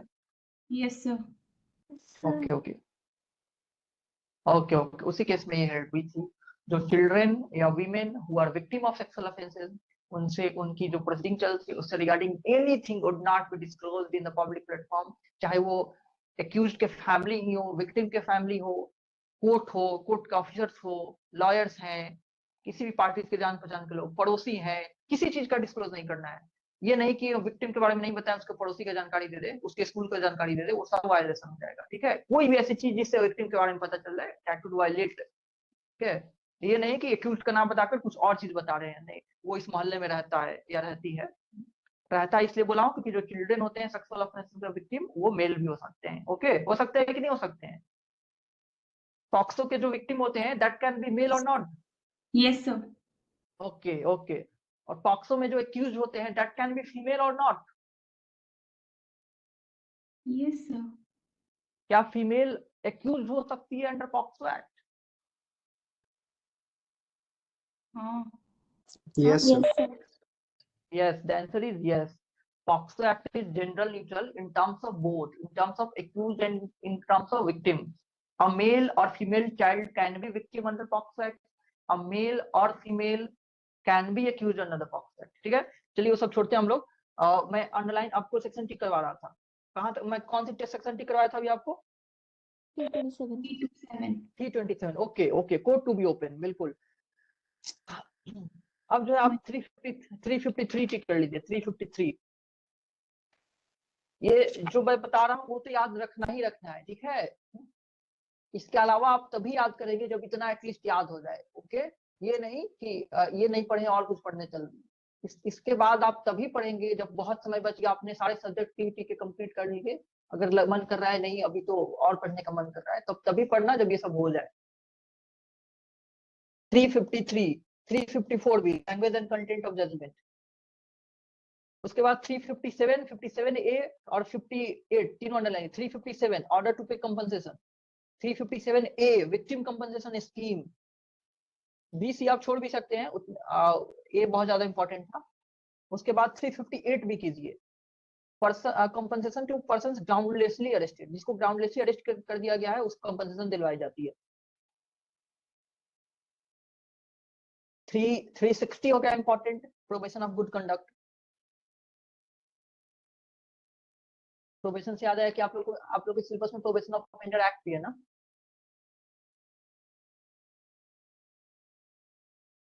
Yes sir शायद। है मैंने देखा हुआ था सिलेबस में, प्रोविजन ऑफ एंटर एक्ट भी है, पढ़ा दूंगा मैं। ठीक है, 360 आपने टिक कर लिया। Order to release on provision of good conduct after after admonition मतलब चेतावनी होता है, तो 360 हो गया। उसके बाद आप 366 कर लीजिए, 366 क्योंकि चैप्टर का पहला ही सेक्शन है और बहुत इंपॉर्टेंट भी है कि जो सेंटेंस होते हैं वो हाई कोर्ट द्वारा कंफर्म किए जाते हैं। सेशन कोड जो होता है हाई कोर्ट को सबमिट करता है फॉर कंफर्मेशन दे सेंटेंस। 366 उसके बाद 372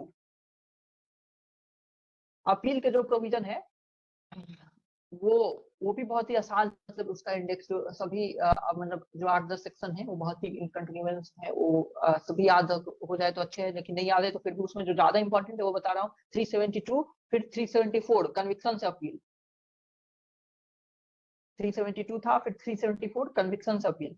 375 भी इंपॉर्टेंट है कि जब एक्यूज प्लीड गिल्टी कर लेता है तो उसकी अपील नहीं होती है। 376 भी टिक कीजिए, पेटी ऑफेंस का अपील नहीं होता है। 376 पेटी ऑफेंस का अपील नहीं होता है। उसके बाद 77 और 78 कर लीजिए, appeal in case of acquittal. 77 भी है इंपॉर्टेंट लेकिन कंपैरेटिवली लेस इंपॉर्टेंट। 378 बहुत इंपॉर्टेंट है, appeal in case of acquittal, acquittal के केस में भी अपील की जा सकती है। 378। अब आइए 395 कर लीजिए, reference to high court. 397 high court या सेशन जज जो है वो रिकॉर्ड मंगा सकता है रिवीजन का पावर एक्सरसाइज करने के लिए। हाई कोर्ट या सेशन जज दोनों मंगा सकता है, हाई कोर्ट या सेशन जज। Calling for record to exercise power of revision है, हाई कोर्ट या सेशन जज दोनों एक्सरसाइज करता है। 399 कीजिए, सेशन जज का पावर ऑफ रिवीजन दिया हुआ है। फिर 401 कर लीजिए, हाई कोर्ट का पावर ऑफ रिवीजन दिया हुआ है।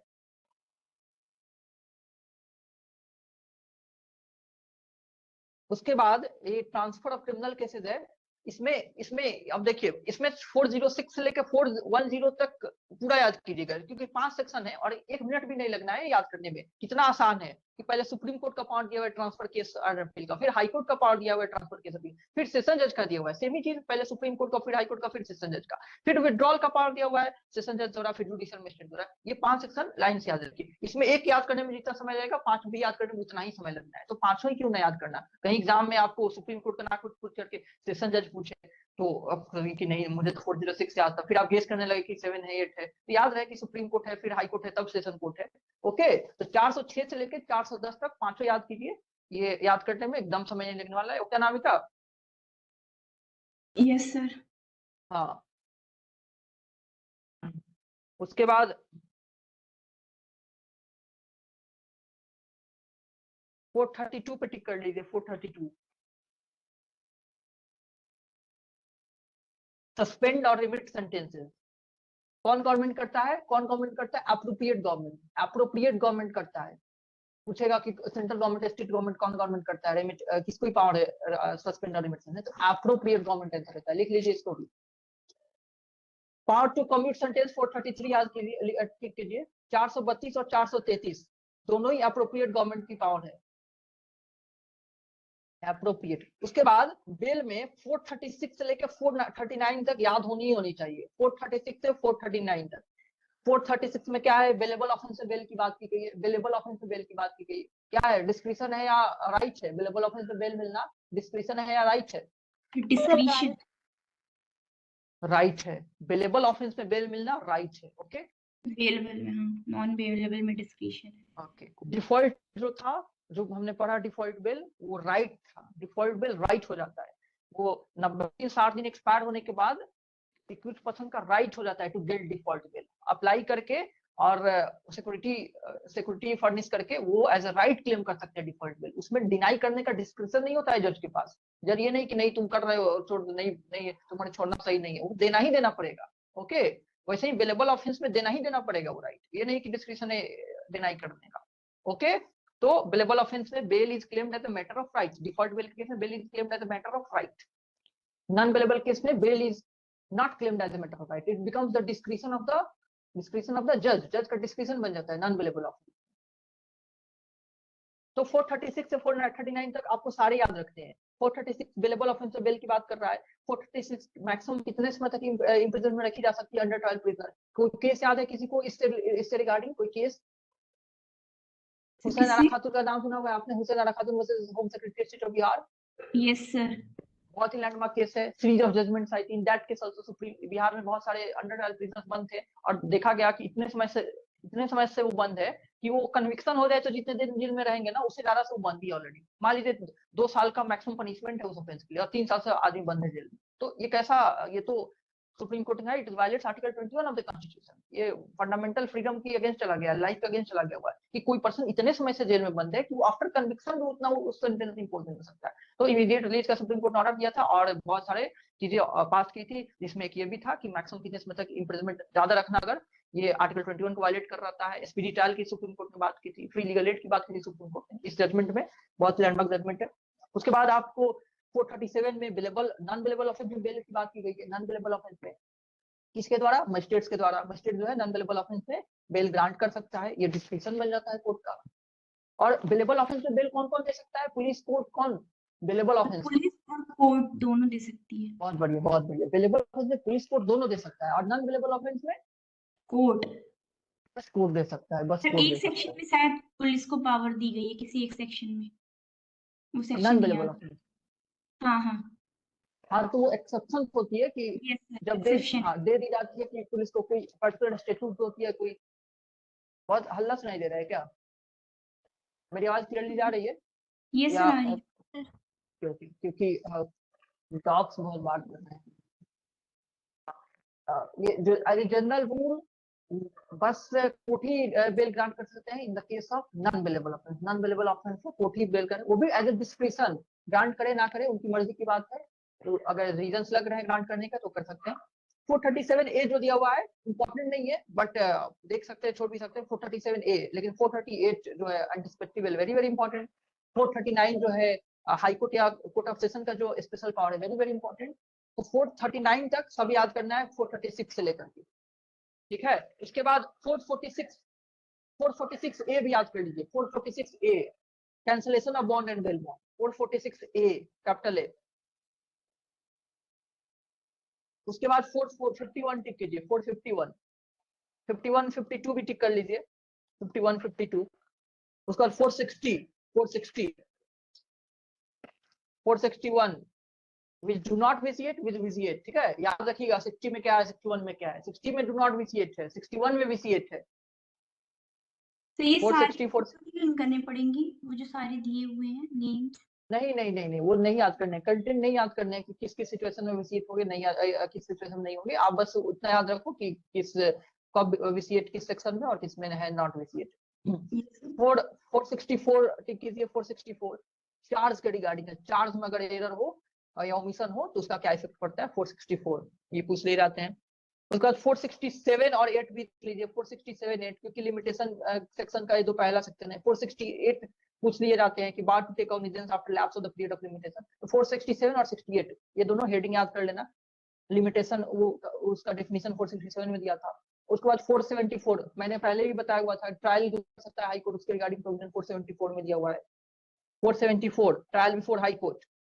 उसके बाद 482 very very very very 10-15 very लगा दीजिए देन इंपॉर्टेंट, ओके। 482 ठीक है।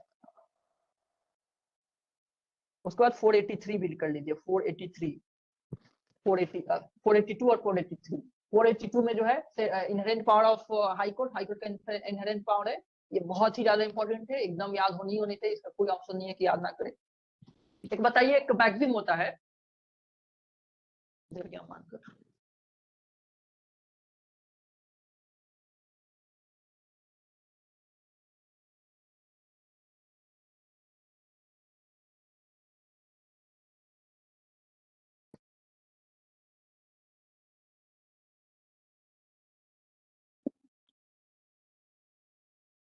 का क्या मतलब होता है? Autrefois acquit and autrefois convict. Sir magazine का नाम तो पता था पर मतलब नहीं पता। अच्छा कोई बात नहीं।